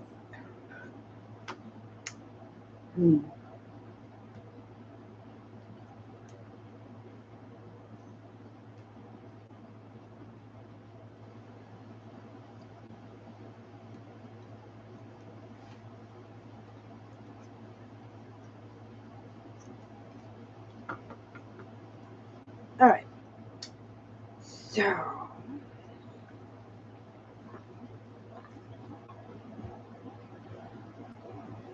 You basically just do a drawstring.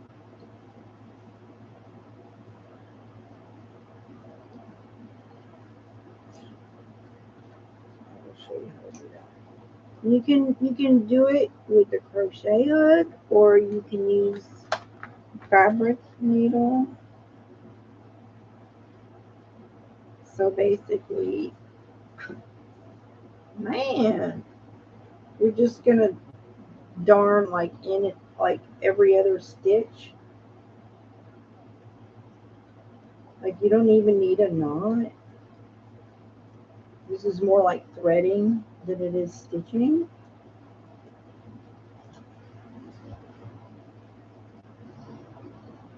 Like that. What's the matter, Nadia? And so you're just gonna just sort of go like in and out like every other stitch. I'm just going to drawstring it and then close it up.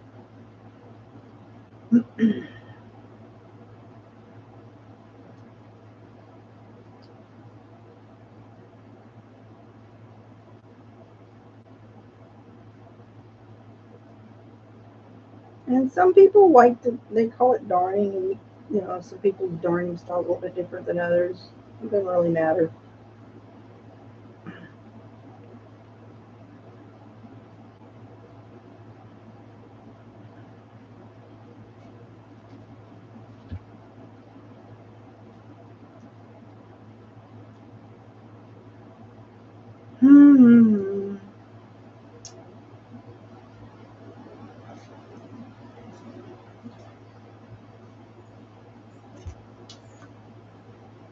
People move God out of everything. Everything in the society just becomes more corrupt. In a bad, bad state.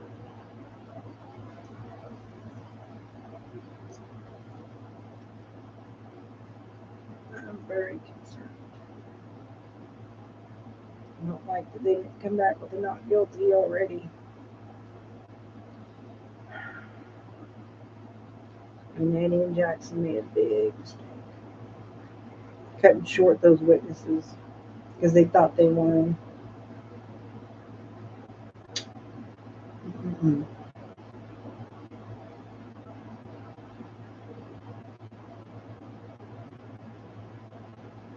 You should have had a not guilty already.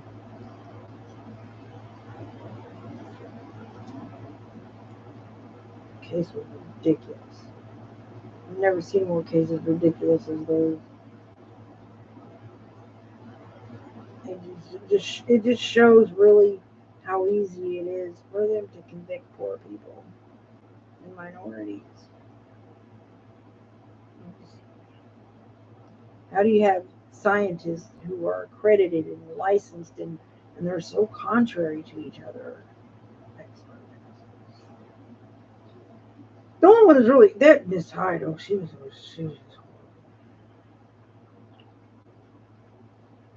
just awful. Straight up fake false witness is what she was. No sociopath, no conscience. Messing with people's lives for they're so proud of themselves. Really think they're doing something. Okay. So then you see,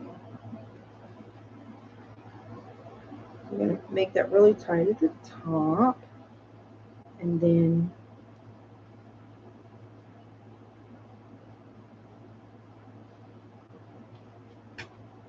create that knot, a crumpled top. And then I'm going to take this remaining yarn and just kind of darn it a couple extra times.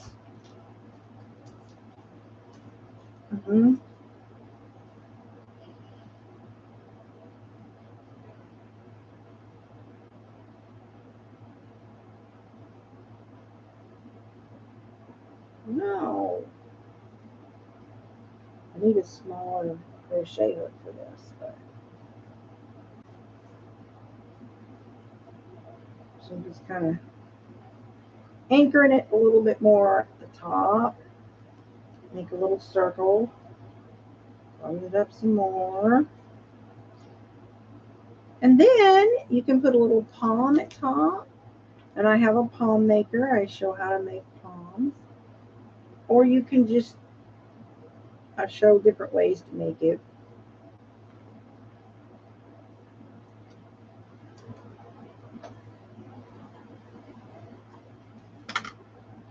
And there you have a little baby bonnet. It goes on our head.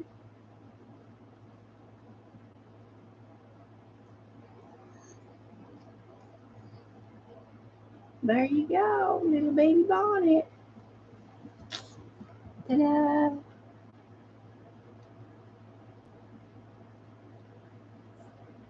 That slows my molasses today. Now this is very generic, very, very easy to make, like the easiest hat you could possibly make without even a pattern.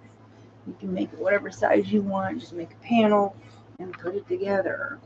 And the other way to make one is we just do a circle and there's certain stitches and amounts you have to do. And I show how to do that styles also. But this is the easiest way for beginners. And it's just like a dimpled top bonnet. And this will fit a newborn. It'll be nice and snug. And it's baby soft yarn. And it is acrylic though, even though it is soft and it's stretchy. And it's single crochet, so it's closer together. A lot of people like knitting because the stitches are really close together. But crochet single stitches, it's it's thick and it's warm. So there's that. I have a whole box full of stuff. I need to have a sale. I got a bunch of stuff. I was selling stuff on Etsy, but I don't know. You almost have to pay for visibility on that site if you're not somebody really well established. But I did sell some stuff. Anyways, I really crochet just for gifts. Just something to do that's fun and relaxing.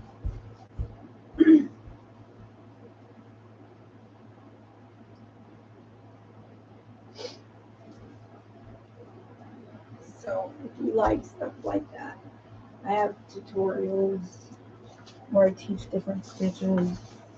Sometimes I just hang out like this and make stuff. Okay, I'm gonna go to bed. It's night time for me. But I'll be back tomorrow. I'm